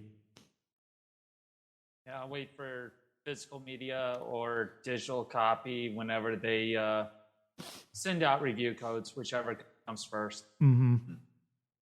It's just a matter of which publicist sends it out. Yeah. Because one's handled a few for Universal and Focus, and so I'm getting Ticket to Paradise physically. If I get Fabelmans physically, that's great. If I get a digital copy, well, that means not having to worry about finding the space in the Spielberg bag. Yeah. Yeah. One. She's showing it to us. Oh, nice. Yeah. Which also includes Star Wars and Duel and Sugarland Express are in the pile on top, as is the new anniversary copy of E.T. Mm-hmm. And the 40th anniversary of Close Encounters on 4K. Oh, nice. Which I just upgraded. Yeah, I just rewatched Close Encounters today for something I'm running for In Their Own League, and yeah, I forgot. Man, that movie moves so quickly when I watched it. It was the original version. I have seen. I don't remember if I've ever seen the 1980 special edition, but I did watch the kind of quote unquote director's cut he did in like 98, which kind of is a mix of the two. And, I thought that was kind of interesting, but ever since watching it on the big screen 5 years ago when they re-released it for the 40th, it's like, now I'll probably just stick with the theatrical. And I think, and I mentioned this on the League podcast yesterday, one of my favorite, but it kind of ties into the Fabelmans, one of my favorite pieces of trivia when it comes to Spielberg is when James Lipton on Inside the Actors Studio mentioned to him that, is it interesting that, was it a conscious decision to use music as the way to talk to the aliens in Close Encounters, considering your mother's a pianist and your father's a computer scientist? And it's like, oh, wow, I didn't necessarily think about that. But it's funny because watching, and one of the things that I do love about the Fabelmans is, there are little quotations. There are things that you can see that he obviously borrowed from for films that he would make later. But it's not a film about that. It's not just him going, oh, here's something that will remind you of this. Here's something that will remind you of this, which, is the type of thing that we see too often in certain films. And yeah, that's all Ready Player One is, really, if you think about it. I feel like I'm probably the biggest fan of that movie between the three of us, but I completely understand why it doesn't resonate with people. I completely understand that. I do think if only I didn't have an abuser in it, my feelings would be that is That is correct. Yes, yes, yeah. It's one of those things where and I do want because we haven't brought him up at this point, and that is John Williams, which is arguably Spielberg's greatest collaborator. This is possibly it's quite very much looking like the final film they will work on together. He's done music on all but 5 of Spielberg's efforts as a feature director. And I love that he went small with this one. I've been listening to the score almost on repeat, like for the past couple weeks since I saw the movie. And it's such a beautiful and simple score. I love that it's piano based, which is, a reflection of his, the fact that his mother was a pianist, and it's just such a beautiful score, and it's a great way. If it is the last score he does for Spielberg, it's a wonderful, simple way to go out for him. Yeah, it's a lovely piano-based score. I love those types of scores. Yeah. So with that, I want to wrap up this discussion by having us go through our 5 favorite Spielberg films. And these aren't necessarily in terms of the ones we think are the best, unless you want to go that way.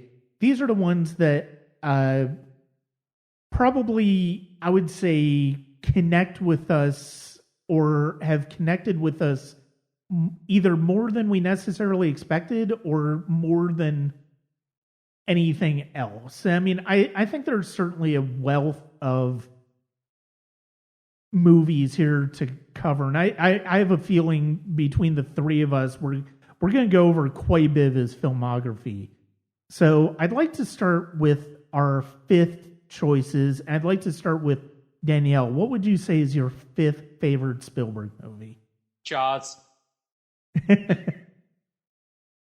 The original blockbuster. I love Jaws, and it's like it's such a fun movie. What about it has you have it at that position? I've got let's see, either 12 or 13 or 14 films that I put with 5 stars. That's out of a 30 plus filmography. Mm. It is not easy to rank these things. No, it isn't. E.T. is my number 6, and Close Encounters my number 7. And then you get to the Fabelmans at number 8. Already there, good. Yeah, Last Crusade 9, Lincoln 10. Mm. This is not an easy thing to rank. Yeah. But what do you enjoy about Jaws? It changed the game for blockbusters. Before then, you had films that would open New York, LA, eventually platform. Mm-hmm.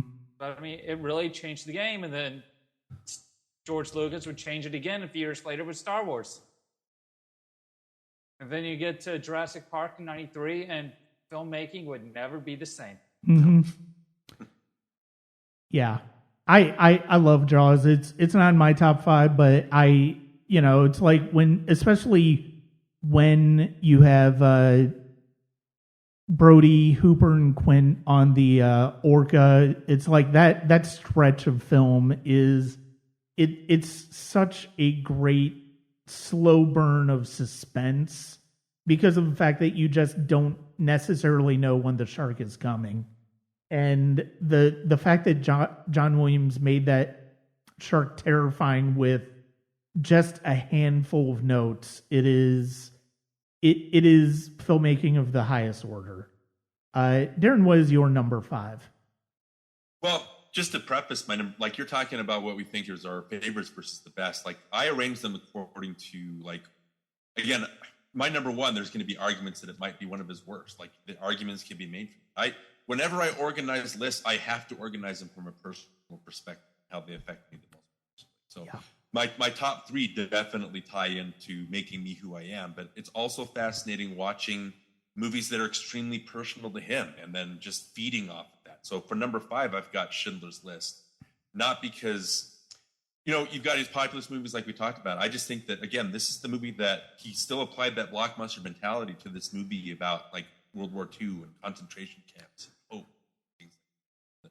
The way that he broke all his traditions that he had on screen, like sticking to storyboards. There are reports that if it didn't work after a certain, he just would not do it and just move on to the next thing. So just, the filmmaking, the black and white filmmaking, the way that the girl in the pink coat comes in and kind of tricks your eyes so you don't know if that's really what you're looking at, just the masterful way to do that. Watching this with a packed theater and seeing it affect people and people just sobbing, to the point where the only time this has ever happened in a movie, when the movie stopped, you know how it is. You see, when you guys go see a movie, people will get up and they'll leave when the credits start. For Schindler's List, the only time I've ever experienced this, nobody moved. Everybody sat until the lights came up.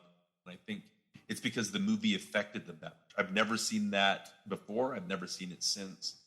But it's the power of that filmmaking and how Spielberg, Danielle, like you talked about, it tore something out of him to the point where he was just broken. And Robin Williams had to come in every night and tell him jokes just to boost his spirits back. And it tore that much from him. So in a way, I would say that Schindler's List is probably because, his Jewish upbringing on all these things. And I think that this might be his most personal movie. So that's definitely why it earns that spot. Yeah, I just rewatched Schindler's List yesterday in preparation for this. Plus, it's, I do try to revisit it every few years because of the fact that for a movie with as harrowing a subject as it is, it's an eminently watchable film in the way that Spielberg crafts it. One of the things I remember Roger Ebert when he wrote about it for his Great Movies reviews, it's like one of Spielberg's gifts is, or at least at the time was, making a movie in a way that millions of people wanted to see it. Telling a story in a way millions of people wanted to see it. And the way that he approaches the story of Oskar Schindler and the way there are moments of this movie where he disarms you at times. Like, there are moments of really sly humor in here. Especially when it comes to Schindler and his wife, and the fact that it's like his wife goes, tell me that I will never be, mistaken for someone else by a bellman again, and I'll stay. And then next thing we see, she's in a car leaving. But the fact is, it's like even we get to see such a wealth of humanity, even in the face of the horrificness of the Nazis and Geth. And there's so many rich performances in this movie. It's not just Liam Neeson and Ralph Fiennes and Ben Kingsley, and Beth Daviditz is great. Caroline Goodall has great moments in this. The individuals who are playing some of the Jewish characters that we follow throughout the film, it's just, you remember faces, you remember moments with all of them, and it just builds to this impact that it is something that you just can't help but be in awe of by the end of it. Yeah, the only last thing I'll say in Schindler's, I don't know if Danielle wants that, or that's something she's going to talk about, but Spielberg, I think at the time was facing some criticism because Jurassic Park, I think the three main characters weren't that developed. Like they were just kind of one note away. And so like Hook and everything that people were criticizing him for. I think Schindler's List kind of feeds into that because Oscar, you don't really understand what he's doing. To the point, you just know he's doing the right thing. To the point where at the end, even he doesn't know why he did it. I love that he's confronted by all the Jews and the people that he saved and the families. And he's confronted and he's like, but I could have done more. And he breaks down. How emotional is that scene? Like, and they have to calm him down. They say, look, what you have done has saved generations. And again, I get emotional thinking about that. It's just, he's just doing this because he knows it was good. He's inherently good and he becomes good like in other ways as the movie goes. But just that idea of just being a good person to be a good person. That's so rare, and just watching him break down and realize that he could have saved just one more person, but even you're watching, you're like, but look how many people you did save, man. Like, let's not focus on that. I just think that's really powerful stuff. I will get to more on Schindler's in a few minutes. Okay. All right. So my number 5 is actually Lincoln. The reason I'm putting Lincoln so high is because of the fact that one of the things that he does in that movie that is so extraordinary is he makes the passage of a bill riveting, and all of the horse wheel and all of the wheeling and dealing that goes involved with it, and you have this tension that it's one of those great things that great historical movies about really well-known subjects. You know, this is often said about Titanic. It's like, well, we know how Titanic ends. How is this going to be interesting? And it's like, well, let James Cameron tell you. And that, I think, is the same thing with Spielberg here. And it's not just the Daniel Day-Lewis performance. It's not just the Tommy Lee Jones performance. It's the fact that you understand from the second that Lincoln starts to speak about what makes this such an important thing. He's doing this. It's not a personal thing for him. He's doing this because he has taken the oath to defend this country. And if this is what he has to do it, he is going to do it. And I love that even up until the very end, you are in a certain degree of suspense as far as how is this going to get done? And you see the relief on the faces of people affected by this. And it's one of those movies that makes politics interesting and doesn't make it feel like a history lesson. And that's one of the things that is so just profound about Lincoln. And every time I find myself so entertained by it, which is really weird to say about a movie about the Civil War, about an amendment to abolish slavery. But it is a movie that is entertaining, and that's one of those things that you just do not expect to get from any film about that subject. Well, I wanted to thank you about talking about it, though, because I've been thinking about Lincoln when I put together a top 10 Spielberg list. I was like, is Lincoln only ranking so high for me because that Daniel Day-Lewis performance is one of the greatest performances I've ever seen on a screen? Like, he stops being Daniel Day-Lewis for me from frame one. I don't know how he, like, that performance, I'm just in awe of that, just the way you can see all his thought processes. But I was thinking, is that all that it was? But you're right. It's like, I think a lot of us, when we grow up in high school or education, from elementary on, we just think that Lincoln said, you know what, I want to abolish slavery, and it was done, right? We don't know about, like you said, all this wheeling and dealing and all the politics he had to his book. And that's a big testament to Kushner's script for Lincoln. Mm-hmm. The way that's able to keep that up in the air. But again, it's a testament to Spielberg being able to make it, like you said, so entertaining. So again, thank you for talking about that, because you forget that there are some other things going on besides what's just front and center. Yeah, watching Lincoln's Dilemma on Apple TV Plus earlier this year, it adds an entirely new layer to the fight against slavery. You have Frederick Douglass, who's pretty much writing to Lincoln or visiting Lincoln, trying to make him better when it comes to fighting slavery. Mm-hmm. Yeah, all that. Yeah. So, Danielle, what is your number 4 favorite Spielberg? Raiders of the Lost Ark, or as it's called in recent years, Indiana Jones and the Raiders of the Lost Ark. No, I refuse to accept that. Yep. I refuse to accept that. Nope. I still call Star Wars Star Wars. I don't call it A New Hope. if I'm talking about within the context of the Star Wars series, I'll call it A New Hope. But yeah, it is basically just Star Wars for me. No, I love Raiders. I mean, is one of the iconic film adventures of all time. What is it about you that you love it, Danielle? It's a fun movie. 2, the Nazis get their ass kicked. I mean, honestly, those are the 2 best reasons to love Raiders of the Lost Ark. And 3, Harrison Ford. Yeah. It is basically the definitive Harrison Ford role. I mean, it really is.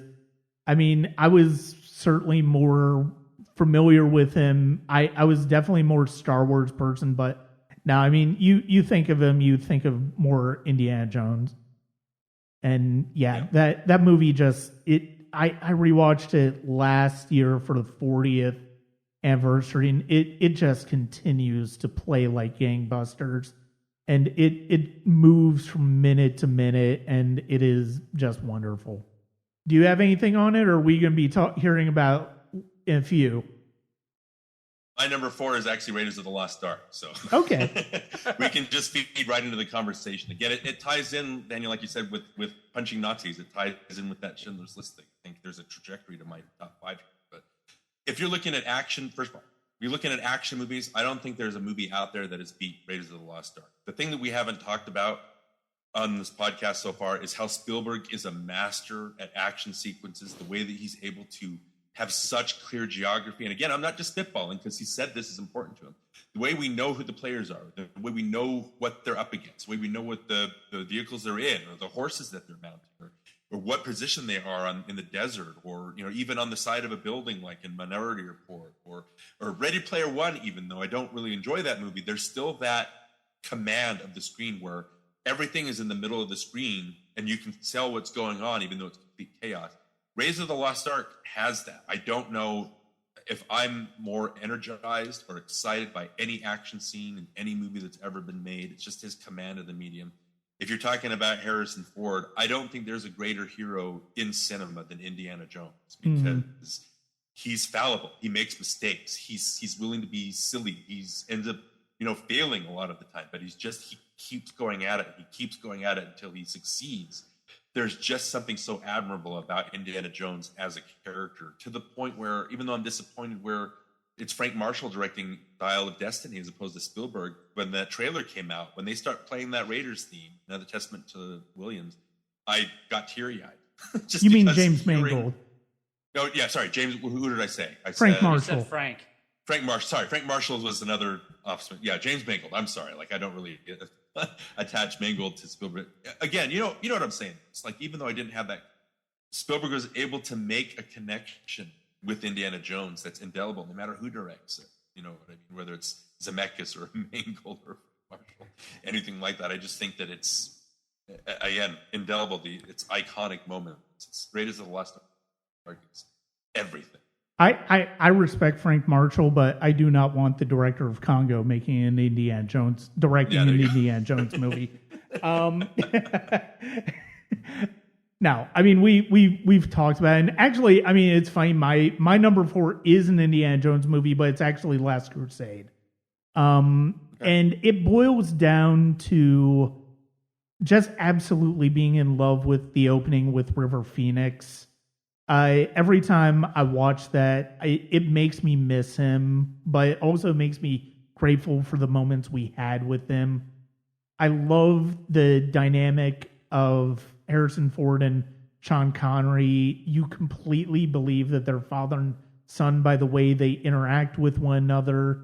Yes, it's Nazis again, but I love the fact that it's a different sort of adventure for Indy, and it's a fun adventure for Indy as well. Yes, you get Marcus Brody being a bit of a sillier character in this time. Yeah, you have Salo being a bit of a sillier character, but at the same time, I enjoy the way that this is about a father and son basically connecting after years apart. And I mean, certainly there's that personal angle because of the fact that, there certainly been tons of movies where, you either have an absentee father or a fractured relationship between father and son in Spielberg. But I love that you really do feel that this is one that's important to him, and I enjoy the way that the script by Jeffrey Bowen goes about its business. I love the John Williams music, and this movie just ends on such a note to where if that had been the last Indiana Jones movie, you would be fine with it because of the fact that it has him riding off into the sunset. And I was fine with it. Yeah. Yeah. But no. So my number 4 is Last Crusade. Good one. I think it's a great audience. And after Temple of Doom, they had to lighten it up. Mm-hmm. Because, I mean, Temple of Doom is one of the darkest movie. Oh, it is the darkest movie in that franchise. Mm-hmm. Yeah. Yeah. So, Danielle, what is your number 3 movie? Saving Private Ryan. Yeah, good one. Mm-hmm. Yeah. This was the last movie my dad watched in theater. He wasn't big into movies, but we did get him to see that one. For around my birthday one year, my parents, my grandfather, and I went to go see this. Everybody but my dad had already gone to see it, and it's just one of those movies where, a lot of people have issues with the bookends. I get it. It's like, yeah, it's sappy, it's sentimental, but at the same time, I think that what Spielberg, I do think it's an important part of the storytelling. And yeah, I mean, it may not necessarily make a lick of sense when it comes to, usually the bookending characters going to be with us from beginning to end of the narrative in between. But I think it's, I think one of those, I think the thing that works about those is that it's, the earn this that Tom Hanks says at the end is, I feel like that's Spielberg saying that to the audience. It's like, earn the fact that these people fought and died for your freedom. And, the D-Day sequence is just as extraordinary a sequence of film as anybody has put on screen. But the scene, the battle scene at Revel at the end is just as impactful. And I love the characters we get to meet. It's a great cast of characters. And the sense of morality that the questioning of the morality of, well, is it worth 8 lives to save one? It's again Spielberg questioning. It's about Spielberg challenging us on these moral questions about life and death and saving lives, even though we may die in the process. And I think it's just really a fantastic movie. And one of my favorite scenes in it is one that people don't really think about. It's the scene after D-Day, though, where we're in the typing pool and this, they're typing the notices of deaths to family members, and you focus in on this one typist who comes to realize, oh wait, I've seen this name before. And then you follow her around the room and you see her getting other ones and basically making the realization that, oh my God, like all of this one family has lost so much. And it's just one of those scenes where it's Spielberg at his most subtle, but also his most brilliant too. Well, Danielle, I have obviously thoughts on Private Ryan, but why would this one rate? So what is it about Private Ryan 2 that affects you? How does it affect you? I mean, for me, it's that film should have won Best Picture in '98. It should have. They were robbed. Yeah. Too. I mean, the sound design and during those D-Day scenes. I mean, the first 25 minutes, there is no score. It took me until watching Making Waves back in 2019, the documentary about sound design, that there was no score. Like, it's all action. Yeah, that's something. And I know I've Williams said a gets lot more pushed in my back. review, Yeah. which I don't have pulled up at the moment.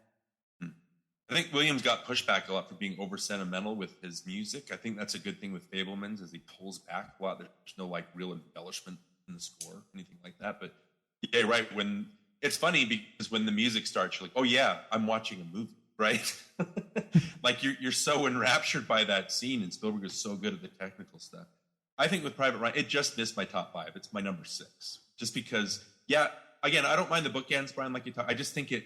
Without them, I think it would have been a little bit of a stronger movie. Would have been a little bit of more hard hitting, because the way that movie ends without the last bookend, it kind of shakes you. And having the bookend, it makes you feel like you walk out of it feeling. I think that's the difference. That it's easier to shake off in a way than Schindler's List was. But I got into trouble like last week because somebody was bad mouthing Private Ryan because they couldn't get anything out of it, and they took like an anti-war stance. And I'm like, well, that's fine, but it's like, look.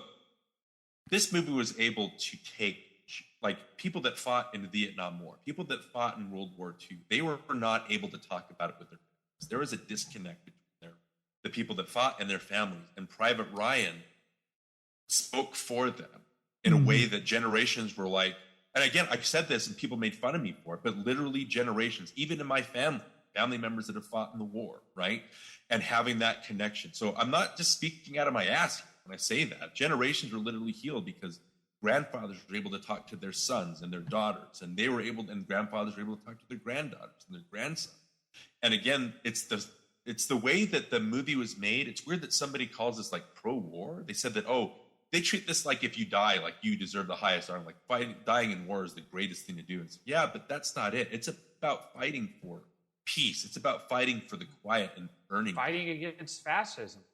Yeah. Why are people thinking it's pro-war? I'd be curious. Was that person Jewish or not Jewish? Because being someone who's Jewish, like I'm of the belief that we should have entered World War II before December 7, 1941. Yeah. We knew. I mean, if you watch the U.S. and the Holocaust on PBS in September or via the PBS app, like you would know that the U.S. knew plenty and did not act on it when they needed to act. I mean, they knew in the summer of 1942 what Hitler was doing to Jews in Germany and in Europe, and what the Nazis' plan was to exterminate the Jews of Europe. And they did not make that public until it leaked in the press in November of 1942. In fact, December 2nd, 1942 was declared by Jewish communities as an international day of mourning. At that point, 1 million Jews had already been murdered. And so for me, it's personal. Yeah, It is personal. I mean, I lost cousins in the Holocaust. I lost a great-great-grandmother in the Holocaust. But the purview that this person is, I'm sorry I'm getting so angry at this person, because I know that it's like you have your right to your own opinion, but the purview that they were watching it from a distance, and they weren't able to apply that, Danielle, to their lives, to other people's lives, the way they can't empathize with other people's experiences. Again, we were U.S., we're Oscar Schindler. We could have done more, except we didn't. Like, we didn't intervene. We didn't stand and make a stand, right? Again, I don't understand why. And that's the disconnect we've been talking about this whole episode, is people are unable to see what Spielberg did to change the face of warfare, but also to change the face of how people looked at it. It's weird that people look at these movies and they're only able to see it from a surface level perspective. It drives me batty, and I know I got in trouble for it, but it's like, guys, you have to cast a wider net than this. You have to look past your own stupid experience, your limited experience, in order to understand everything that's happening. Again, I could get angrier. Yeah. But Believe me, I had a lot of anger when I was writing my review Thursday night of the U.S. and the Holocaust, which I just ran Friday morning. And I pressed play before I even knew what was happening on InfoWars with Kanye West. Yeah. And believe me, that's an entirely different beast of subject. Yeah. And that's what these soldiers are fighting for in this movie. They're fighting for something other than just making you feel good about yourself. I don't understand. I don't get that pushback. Well, and the thing is, it's like, I don't know that because I know, I know several people say, well, it's like any war movie is anti-war. I don't know that that's necessarily true. I do think there's some movies made from a propaganda point of view that are celebrating war to a certain extent. But the fact Most of them is, it's starring like John Wayne. Yeah. Or Gary Cooper. Yeah. Yeah. Exactly. But Sergeant York. That was, they changed his life story to an extent because Warner Brothers was the only studio with balls when it came to taking the fight on screen. yeah. They were the only, everyone else is doing stuff behind the scenes, but Warner, they were putting it on screen. Sergeant York, that was propaganda because they were trying to push the U.S. into entering World War II and fighting the Nazis. Yeah. But the thing is, it's like, no, what Private Ryan is doing is that you don't have to be for war to at least acknowledge that you don't have, just there's so many bad takes on movies. It's like, it's brought up at least multiple times a week at how disintegrating the idea of media literacy is, especially when we talk about online. That take was a great example of it too. I saw that one and it's like, no, that's completely ridiculous. Dislike it for several reasons having to do with the filmmaking quality. Don't necessarily dislike it because of the fact that you're anti-war. I'm nominally anti-war, but I also understand that sometimes wars do have to be fought for the greater good. And, it's one of those things where it's like, what are you even talking about in some cases? And it's like, it really does. Yeah, it goes to that disconnect that I think audiences have, where it's like they need everything spoon-fed to them. And it's funny because the more it's like, for a while, I do think Spielberg would have been one of those filmmakers where people are accusing him of spoon-feeding the audience. But the more you watch his films, especially now in the modern blockbuster landscape, he doesn't give you all the information that he wants to impart. You sometimes have to fill in the blanks for you. But yeah, so Darin, what is your number 3 favorite Spielberg movie? Well, my number 3, we've already talked about it. It's Jaws. Again, it's the movie that got me into film. It's a movie that obsessed me. I had to control it. I've already said all that. I think the only thing I can really add to Jaws that a lot of people don't really talk about is it's not about the shark. The shark looks fake. I think it's one of those happy accidents where they were planning on showing the shark from the very beginning. If they had done that, if they'd gone, maybe, I don't know why I'm making this, the Godzilla 1998 route of making a movie and showing it from the beginning where you're just able to nitpick it. If they were to do that, I don't think I would have bought it as much. The way they were hiding the shark and the way they kept it a secret until they had to absolutely positively show it. By the time that thing shows up at the hour and 20-minute mark, it feels like a shark. Yeah. But the thing is, it's not about the shark. It's about those 3 men, Brian, like you said, on that boat. It's about them trying to prove something. Again, if you look at it in context of the sequels, what's missing from the sequels is that Brody-Hooper-Quint dynamic that made that movie so strong. There was a review, I think it might have been Ty Burr in Entertainment Weekly. I can't remember. I'm probably getting it wrong, but Jaws is often blamed for, again, creating that blockbuster. But the scene where Quint is giving his monologue about the Indianapolis, and it's not just so much Quint's monologue and the way that Robert Shaw is performing it. It's Richard Dreyfuss's look of utter and complete awe of Robert Shaw's performance of that monologue. That's about the power of movies. And there's a connection there that those 3 characters have to the rest of the movie where you're with them, right? And that's what makes Jaws for them. It's that character that a lot of blockbusters these days don't have. Mm-hmm. And so even though it started the blockbuster boom, I think that it's still at the height of blockbuster. It shows, again, like Top Gun Maverick just basically did. It shows you what a good blockbuster can do. It's not about the spectacle so much as the characters and the story feeding into that spectacle. I'm going to shout that to the heavens and I won't ever stop. People just don't understand that it's not just this, it's empty spectacle. You don't have somebody to root. and your heart. So, Absolutely. Jaws. Yeah, I mean that movie is every time I watch that movie, it's just one of those things where you just get sucked in from moment one, and it's like I didn't mention it, but what you said about this movie opening up generations who were not comfortable talking about their experience with words, like you kind of see that in Quint, as far as that's the same type of thing that Hooper and Brody are seeing Quint do in that moment with the Indianapolis. It's like you're getting, Quentin is a character who is putting on this tough persona of, oh, I'm, the great hunter who's going to kill this shark.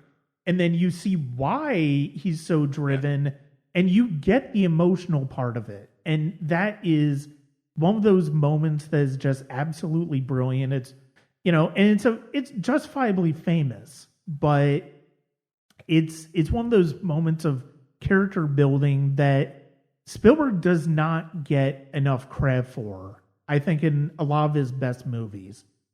But yeah, Jaws is one of the greats.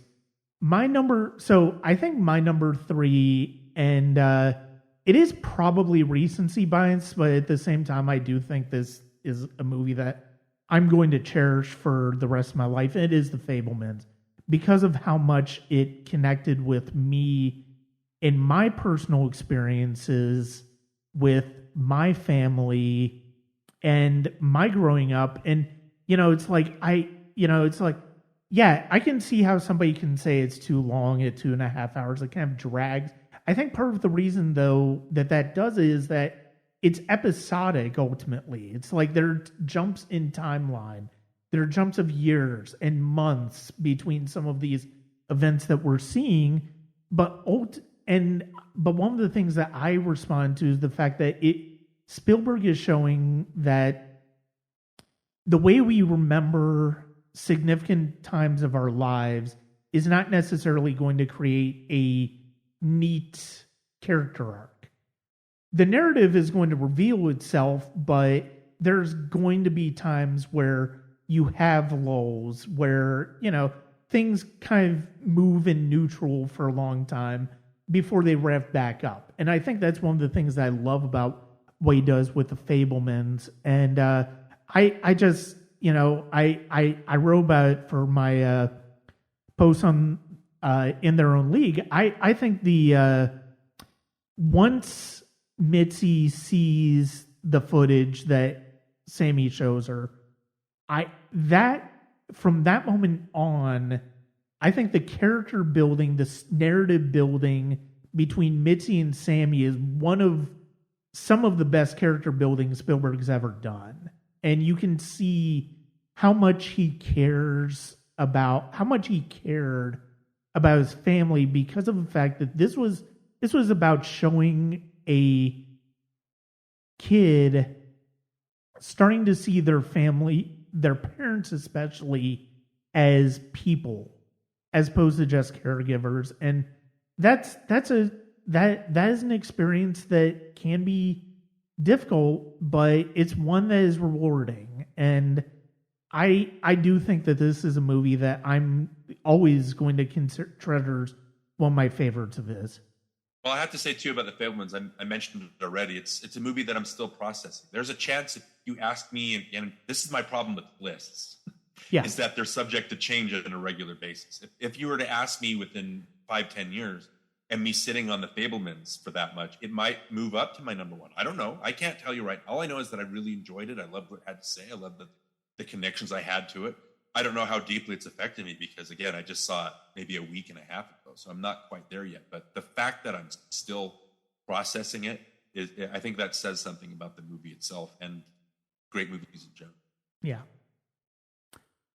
Danielle, what is your number 2? I'll just let the poster speak for itself. And for those listening and not watching video, that would be Jurassic Park.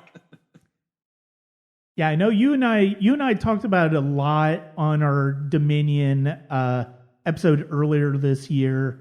I it it's number 6 on my list. I mean, I did think about putting it on this list because I do love it. For a while, it was my favorite Spielberg. I love the adventure. I love the music. It's you know it's a great example of, yeah, the characters are not as deep, but it's still one of the best examples of the spectacle of what 90s blockbusters were and what they could create and the adventure that they could do. The fact that you make a sequence like the T-Rex scene and it's not even the highlight of the movie. I think the kitchen scene with the raptors is even more tense and suspenseful. And that basically stretch of filmmaking from the kitchen on is a tremendous building and release of suspense. And I absolutely love Jurassic Park. It's I think you can take 3 or 4 set pieces from that movie and say that they're the greatest set pieces Spielberg has ever done. You could make an argument for that. I know that Drew McWeeny talks a lot about how the temperature raised when he watched Jurassic Park in the theater, that T-Rex scene. You know what I'm doing? Just how the way that the kids are involved, the way that the again, if we talked about special effects earlier. There's minimal special effects shots, CGI shots of the dinosaurs in Jurassic Park, right? It's all about the mixture of the practical stuff and the CG and the people's reaction to it. That's what sells it. It's not just a plausible CG rendering something, you know what I mean? So it's, and again, like I talked about with the action, the kitchen scene has some of the greatest choreography, like the way that you think the raptor's going after Lex, but it turns out to be her reflection, stuff like that. Yeah. All that stuff in here, the objects might be closer than they appear in the mirror, that kind of thing. It's just, the way that the T-Rex is a big bumbling dinosaur that doesn't know what he's doing. It's nothing personal, but the raptors are personal. It's you could definitely make an argument, Danielle, for that being a top Spielberg. Absolutely. Yeah, and they even call back the kitchen scene in Jurassic World Camp Cretaceous. Huh. Yeah, I mean, it's one of those scenes, and that spoon is still laying on the floor. You would think that in all these years since rebuilding the park and everything, that they would have at least done some sort of cleanup. But no, they just, it's like the visitor center became some sort of memorial. That's like in The Simpsons. I think in the Simpsons movie, there's a part where they're jumping a chasm and you still see the ambulance that hit the tree in one of the episodes. Yeah, that's a good touch. It's funny. Yeah. Jurassic Park I do see what Jason is saying as far as it was his last big populist movie. I mean, let's face it, it was the last time he was top of the box office behemoth with a movie. But at the same time, it's also the theming. It's the theming too. It's every scene is about that technology versus nature. Yeah. It's ingrained in the movie from the very first shot to the very last shot. It's amazing from that perspective. Yeah. So Darin, what is your number 2? All right, my number 2 is E.T. Again, I told you that it gets more personal. The more personal a movie is, the higher it'll rank. Number 1, E.T. is a fantastic movie. There's a reason it kept playing and playing, right? It's a reason that people cheered in the audience the first time that E.T. flies with Elliot. And flying with all the kids later. I love the way that the movie's shot. Spielberg, again, he has an intrinsic way of dealing with children. You see the behind-the-scenes stuff, how he deals with Drew Barrymore, how he deals with, I'm blanking. I know Robert McNaughton's name and the main kid. Elliot. Henry Thomas. Henry Thomas. The way he deals with Henry Thomas, all that stuff. And they're so believable. The way that he made, I think Drew Barrymore did an interview with Dee Wallace and Robert McNaughton just recently, or Henry Thomas just recently, when Spielberg made E.T. seem real, so that Drew Barrymore as a kid, would think that it was a real animal that would talk to just that stuff. The way that he shoots most of the movie from hip level, which is how a kid would see the world, right? And how adults can't see below that.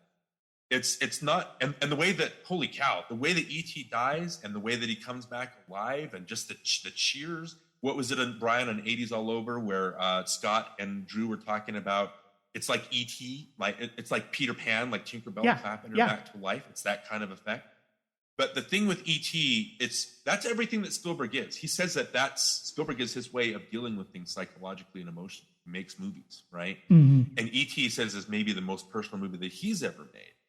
But so you can look at E.T. and you can see this is what Spielberg is about. But you can also look and see what Darin Lundberg is all about by looking at E.T. Like, again, I told you I was an only child. I didn't have brothers or sisters.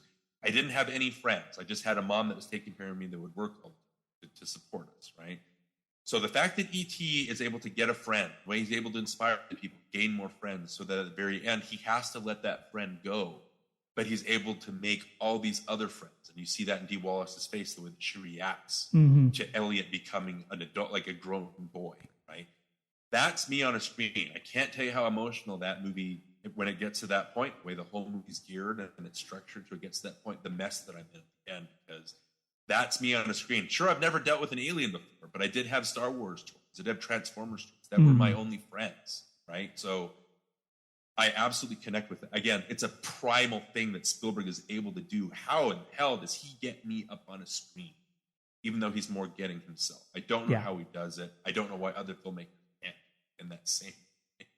But E.T. is just, it's magic for me. I can't believe that's not my number one, but there is a movie that does affect me more deeply. But E.T.'s, again, another crowd pleaser. Yeah, and I think based on our previous experiences, I know exactly what that one is. And, you know, E.T. is my number 2 as well. And I remember, you know, I don't necessarily remember watching this movie in theaters as a kid, but I do remember the 2002 special edition, watching it. Yeah. And it was an relatively empty theater. And there were a few people in there, but it's like, how are you not filling the theater for E.T.?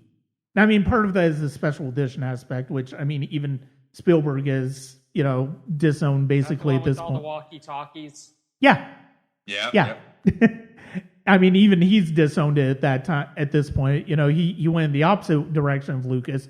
But you know, it's funny, but yeah, I mean, I remember being so disheartened by the fact that, you know, people weren't necessarily lining up to see this. It's like, it's E.T. What are you doing? I mean, you know, I rewatched it, I think in September, I rewatched it. It was after it was the exact day the Fabelmans trailer came out, because I'd wanted to rewatch it because I missed it for the 40th anniversary, but I still wanted to rewatch it. And it still plays so beautifully, and the ways in which he kind of employs that same technique that he ended up having to use in Jaws, right? Where it's like, give the feeling of E.T. but not showing E.T. Because we don't really see E.T. until that first time in the cornfield. And, you know, it's funny, it's like thinking about that. It's like, oh my God, of course he's going to have E.T. and Elliot meet in a cornfield, because that's as cliche an alien encounter as you could have. But it's one of those things where you don't even think about it. But no, the everything about that movie just works on just such a basically emotional level. And it's like, but it's also arguably the most fun movie he has ever made, where you have even something as silly as Dee Wallace, like putting stuff away in the closet, and you pan across the toys, and E.T.'s just right there, just in the middle. She doesn't bat an eye. And it's like, you know, I love that. I love, you know, it's funny because of the fact that I'm such a Mystery Science Theater 3000 fan. Now I can't watch the scene where he's in the living room and This Island Earth is coming on, and he accidentally, and it's like I think of the MST3K commentary for that scene for This Island Earth, And then when I saw The Quiet Man eventually, it's like, oh my God, that's such a great scene. And I love The Quiet Man now. And there's your John Ford connection again, yeah. Yeah, exactly. And but and then you have the scene where it's just such a beautifully sad scene, the fact that you're excited because Elliot's getting better, but then the sinking feeling of the reason he's getting better is because of the fact that E.T. is getting worse. And it's one of those things where you just get overwhelmed with emotion at that moment, and it's just such a perfect film. I mean, it is criminal that it took Schindler's List for him to get an Oscar, because if there was a movie in his early career he should have won for, he should have won for E.T. It's far and away one of the best pieces of directing I think we've ever seen. Well, you could also make an argument for Jaws. You can make an argument for Raiders of the Lost Ark, like just mastering what other people only dream of mastering. Yeah, like that's the thing with Spielberg. That's why I think that awards also ultimately don't really matter in retrospect, because that's not what signifies. Oh yeah, absolutely. Danielle, what are your thoughts on E.T.? Or are we about to get to it? No, we're not about to get to it. Other than there's a universe where there's a larger Harrison Ford role in that film, except he got cut. Right. Plays the teacher, right? And they only showed him from the neck down. Yeah, either teacher or principal, one of the two. One of those, yeah. I think it was the principal, if I remember correctly. But yeah, it's a terrific film. So Danielle, what is your favorite Steven Spielberg film? Schindler's List, a film that I've only seen twice in my life, and there's a reason why I've only seen it twice in my life. It's just so hard to watch. Yeah. Yeah, I liken it to my experience this past week watching the U.S. and the Holocaust on the DVR. You get so emotionally numb by the end of it that, like, you really need to have plenty of comedies to watch afterwards. Mm-hmm. There are some movies, and again, I have some movies that are in my top 10 that I've only seen maybe once or twice because they're so powerful that they ingrain themselves in your brain from the instant you watch them. And Schindler's List it's not a movie that you can just sit down and watch. Whenever I do sit down and watch it, I'm in awe of the mastery of it. But someone, if you have a personal connection to that movie, it's definitely more emotionally draining, but it's emotionally draining to begin with. I just think that so many of the images in there, so many moments are just ingrained that you don't have to sit down and watch to remember the feelings and the emotions. My first viewing was You Almost Showa in 2004 when I was in college at Bradley. And then my second viewing was the 25th anniversary Blu-ray in 2018. Mm-hmm. Yeah, I remember I did go see it in theaters. I saw it as part of a church group. And, it definitely left an impression on me. But at that point, I hadn't quite had my holy shit moment with movies where I really identified that emotional connection to movies. I hadn't quite gotten there. So really, it's funny, the experience, the moment where I really had that with Schindler's List was the first time it was on network in 1997. I was alone in my college dorm. I was just alone in my room. I was watching it, and that was when the just overwhelming emotion of it just hit me. And, by this point, I'd started to see more serious movies. I'd started to branch out into art house films and just really started to get a sense of myself as an individual.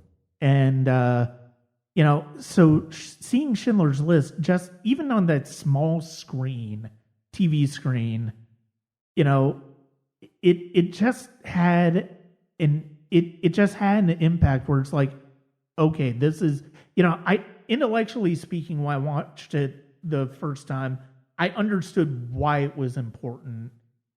The when in 1997, watching it on network TV, that's when I realized emotionally why it was important. And it's one of those things where, yeah, I mean, the more personal of a connection, I can imagine it's absolutely unbearable. I mean, you watch scene like the liquidation of the Krakow ghetto. It's like, I remember Spielberg saying that for him that had to be absolutely unwatchable. And it really is. And it's absolutely unbearable the way he doesn't let you out of it. Doesn't let you out of that movie with any of the tools that he did in order to create thrills like Raiders of the Lost Ark or Jurassic Park or Jaws. It's absolutely extraordinary. And it is his masterpiece. It is, I think it is one of the few films I would say is unequivocally a masterpiece. It's also a film that, you have to be in a particular mindset to watch, and you have to be willing to go on that very profound emotional journey with him. Yeah, and there's a universe where he doesn't even direct the film because Billy Wilder was trying to get the rights to direct it. Yeah, and later Scorsese, right? Yeah, and he gave it to Scorsese at one point. He gave it to Sidney Pollack at one point. He gave it to who was the other, Roman Polanski at one point. And I mean, granted, Polanski would go on, but Polanski is in the kind of the same position as Spielberg at the time. He wasn't ready to tell that story either. And he eventually told his own story with The Pianist. And, but yeah, I mean, it was Scorsese's at one point. And then Spielberg finally was like, I think I'm ready to tell it. And so that's how Scorsese ended up doing Cape Fear. It's weird to think that Cape Fear is an Amblin release. You wouldn't necessarily think those two are combined, but then again, Kundun was released by Disney. So, I mean, it's the Hollywood is weird at times, but yeah. No, I mean, yeah, there is a universe in which Spielberg is not making Schindler's List, but I'm profoundly grateful that he was the person to put this story on screen, and more important because of the fact that some of those actors who wanted to play the part would have been completely wrong, and you needed somebody who you were not as aware with, like Liam Neeson, in that role, because of the fact that the movie is about somebody who you're not completely sure about throughout most of the movie. So, unless we have anything more on Schindler's List, Darin, what is your, and I'm guessing probably my favorite, Steven Spielberg film? I think so. Well, if I was to only add one thing from Schindler's List, Danielle, it's like I could see you getting emotional talking about it. And that's an emotional reaction to a movie is something that's so precious and so special. And it's something that I don't know a lot of people's connection to movies is, I always wanted to see Iron Man punch Captain America in the face. Like that's what their life has led to, right? And that's fine. But I'm like, well, there's deeper things than that, I think. And like Schindler's List is going to have that connection for you. It's a testament, like I said, to Spielberg's power as a director. And like I was saying before, Jurassic Park missed my top. It's not in my top 10. I know it's kind of blasphemous for a lot of people. I've seen it a lot of times. I know the appeal of it. I love the set pieces. And I know that you could make a claim that Jurassic Park is so much better directed than my favorite movie, my favorite Spielberg movie. But there's just something personal about it. Again, Brian, I think you're right. We have the same movie. It's AI, artificial intelligence, because if you were to look at, I think first of all, if you're looking at it from, Spielberg is always looked at as being too soft, right? As a director, too sentimental. If you were to look at Kubrick, who famously gave this to Spielberg because he didn't think he had the guts or the heart to do it. Kubrick being the coldest of all directors, and they mesh. I think this is Kubrick's gift to Spielberg. This is Kubrick's gift because they were friends. It's like, this is your chance to really grow up. This is your chance to like not be cold, not be sentimental, not have any of that. And a lot of people make the mistake of thinking, number one, that last bit, he's dealing with aliens. It's not aliens. Why would people think it's aliens? The whole movie's been dealing with androids and robots, right? They're highly advanced, the most highly advanced robots and androids. So people mistake that for sentimental, but it's probably his most bittersweet ending. And Daniel, like you talked about Schindler's List being that personal thing for you, I could make a case for AI being so well directed because there are scenes that feel directed when David's meeting Gigolo Joe for the first time, and the way that Jude Law is dancing, you see the moonlight in the background. So there's just the way later where you see David commit suicide, I guess, and it has a shot of Gigolo Joe and it has like rain from the window, but it's fine. And it looks like a tear.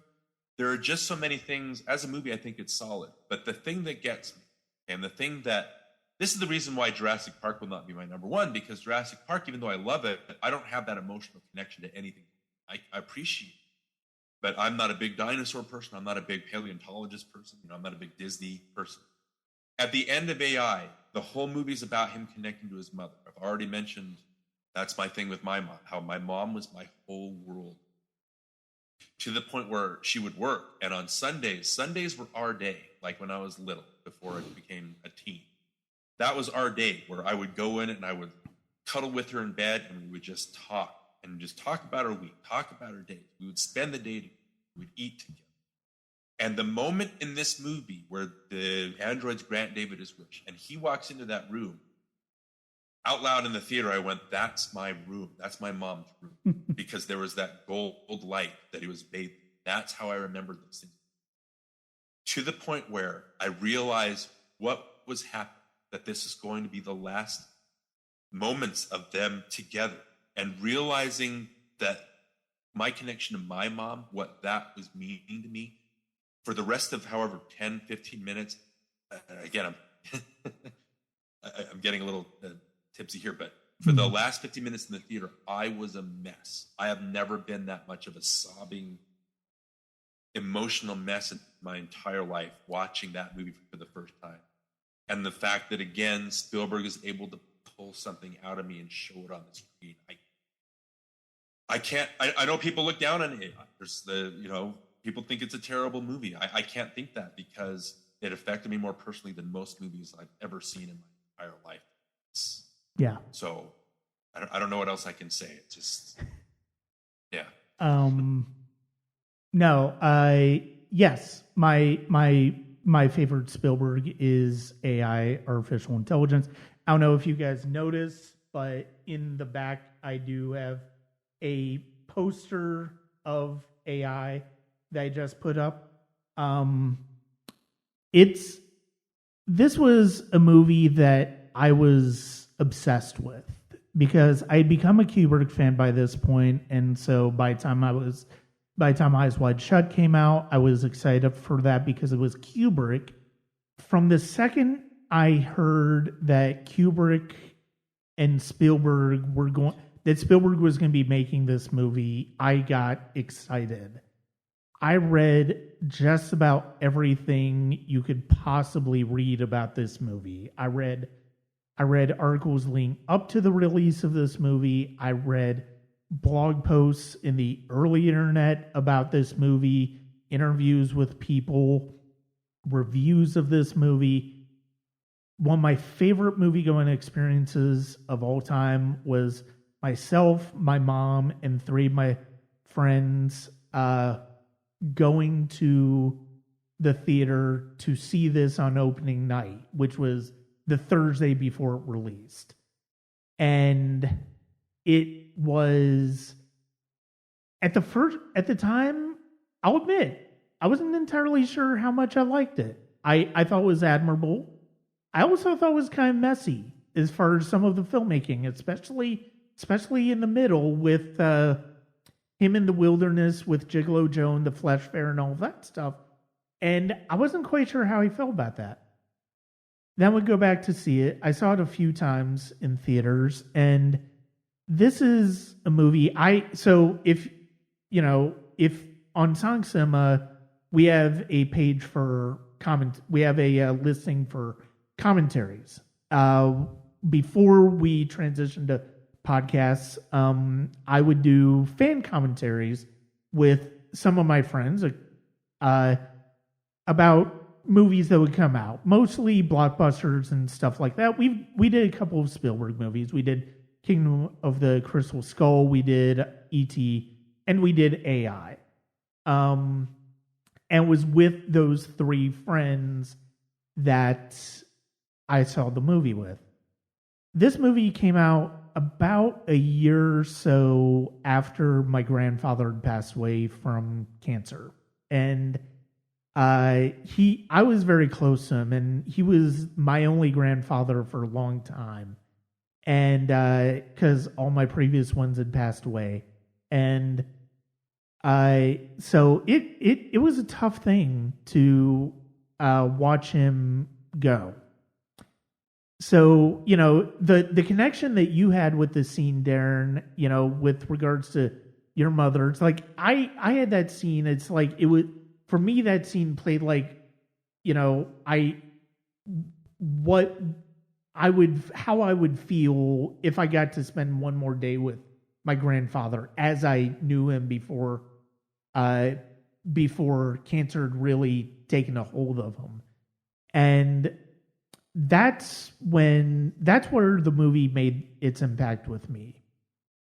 And just over the years, it grew and it grew. And it's like, I love how messy this movie is at times, but I love how challenged Spielberg feels to make something in a way that's very familiar to Kubrick, but also threading that needle with his own sensibility when it comes to the emotions. Frances O'Connor's Monica does not get the credit she deserves when it comes to mothers in Spielberg films. I think her character is one of the richest mother roles we've ever seen in a Spielberg film. The scene where she imprints on him, and even the scene where she abandons him, is heartbreaking. It's heartbreaking because of the fact that she makes a choice in that moment. The easy thing for her would have been to just let him be decommissioned and that's it. She doesn't make the easy choice, and she knows what type of world she is putting him into. And the way that and it's this complicated nature of love. It's this complicated nature of love between a parent and a son. It's this complicated nature of love with how do we have a responsibility for the things that we project feelings on, and how do we what is our responsibility to the things that we love? And I think that's one of the things that really comes through beautifully, especially the more you watch this. This isn't even in my top 5 best Spielberg films as far as craft, but it's my favorite because of the fact that it is like with you, Darin. It's one that speaks to me just profoundly on an emotional level. Well, the other thing too, you mentioned it quite a bit. I think, and maybe we're all in agreement on this, I think people only conflate masterpieces with perfect movies. Mm-hmm. If you were to think of masterpieces, the one I usually go to is the Mona Lisa, which is not a perfect drawing. Like the backgrounds don't match, right? They don't. The eye lines don't match. It's like some things don't make sense, but you argue about it. That's the whole point. It's a conversation piece. It gets you talking. I think I agree with you. Like, that's what I'm saying. You could make a debate with me that Jurassic Park is better made than AI. I don't know if I could fight you on. I think AI is great, finely made film. I just think that the messiness is part of what makes it so great, because it's like it's fighting with something. You could tell it's Spielberg fighting with something in himself. It's not an easy.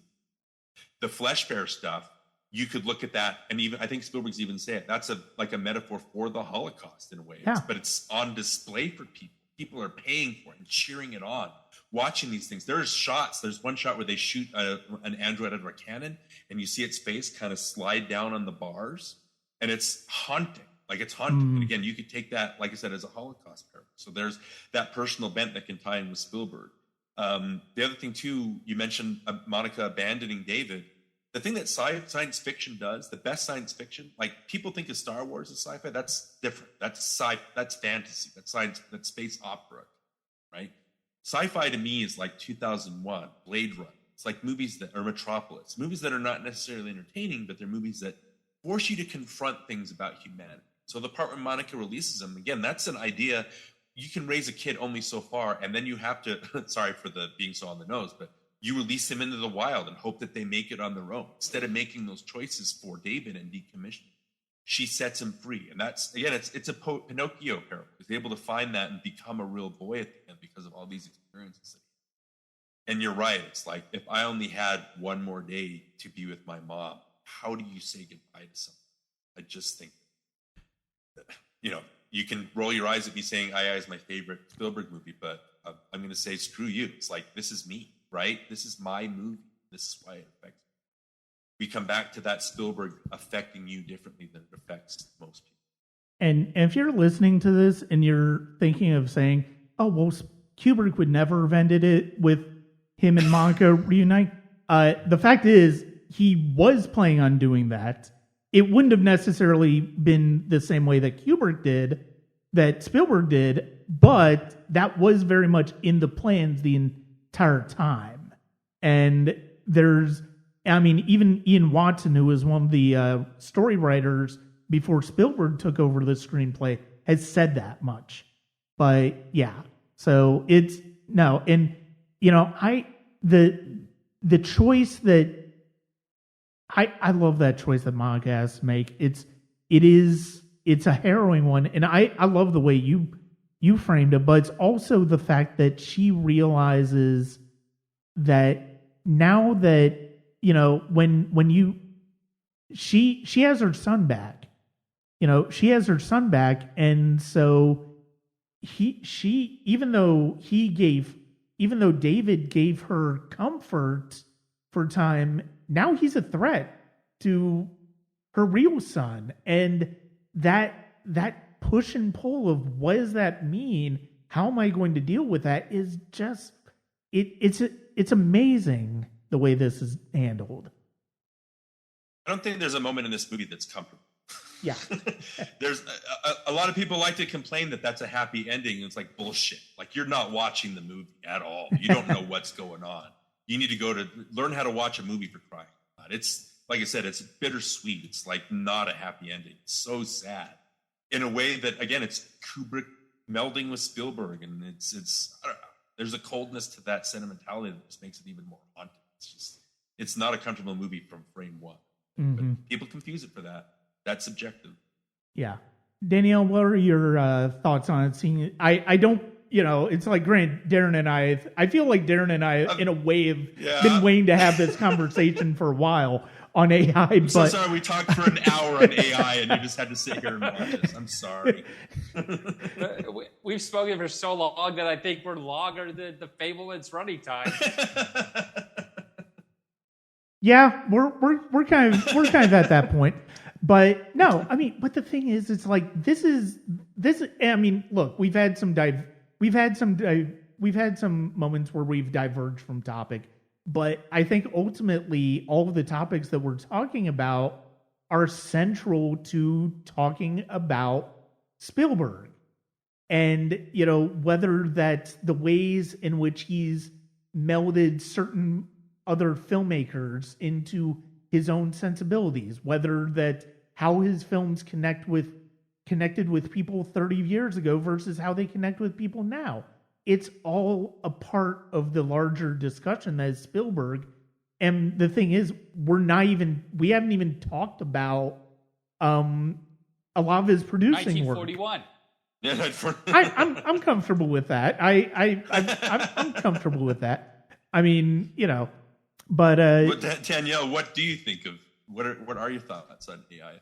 If you I had to get my review online. I mean, haven't watched it since the 20th anniversary in 2021. Yeah.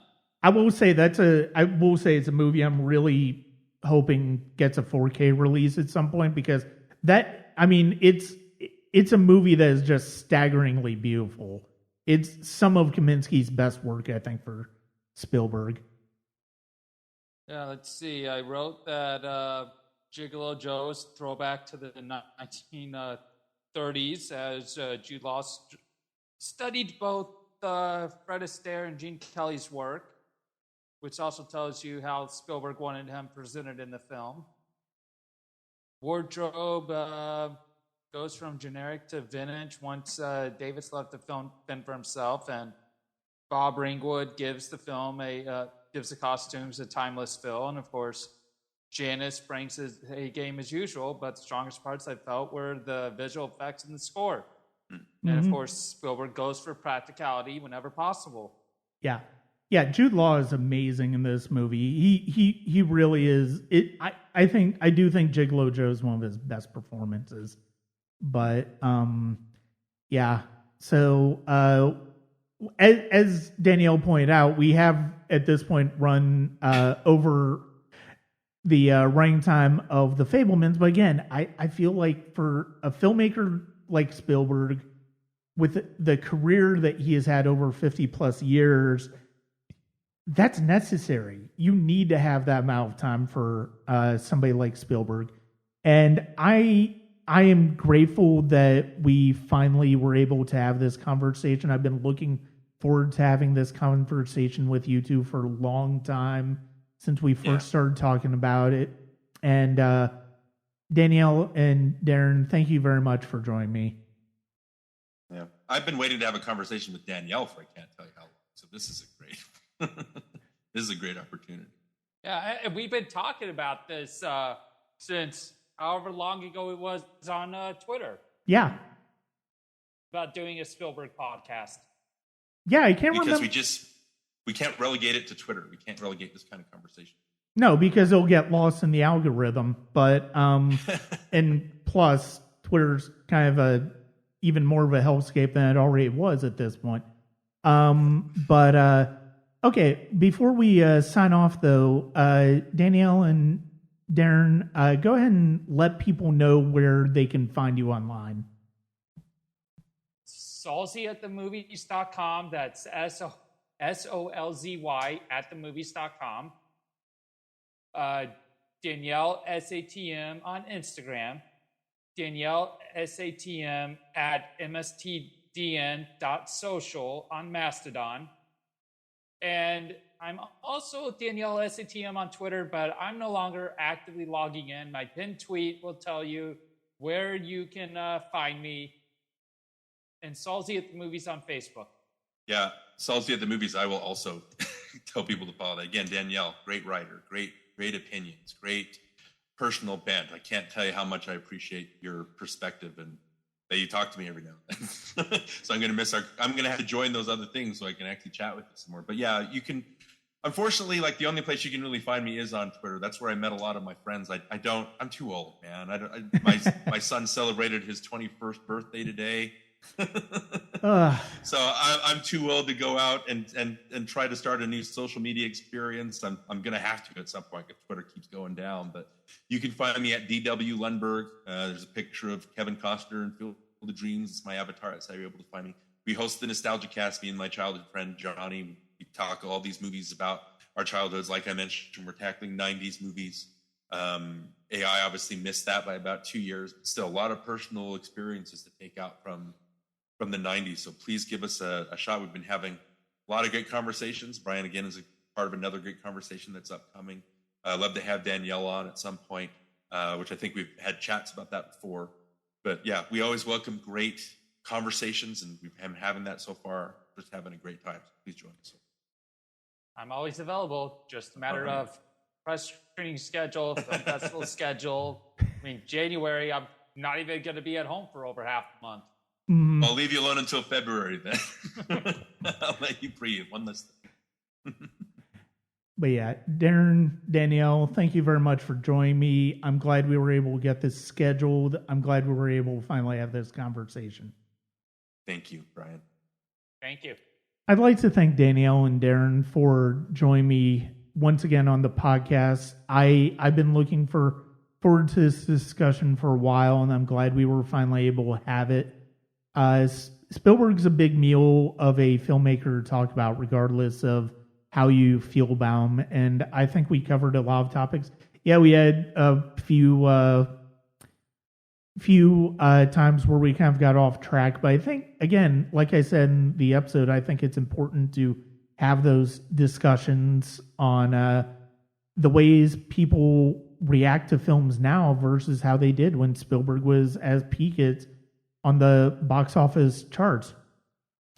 That's going to be it for this episode of the Sonic Cinema podcast. Keep Danielle and Darren in mind to check out their stuff. I can't wait to share the next episode of Nostalgia Cast, and I am planning on having both of them on later in 2023. Check us out at patreon.com/Sonic Cinema. Check out my Bandcamp for my music. And also click subscribe, rate, and review on wherever you listen to the podcast, and whether it's the YouTube channel or other places. Thank you very much, and I hope you enjoy.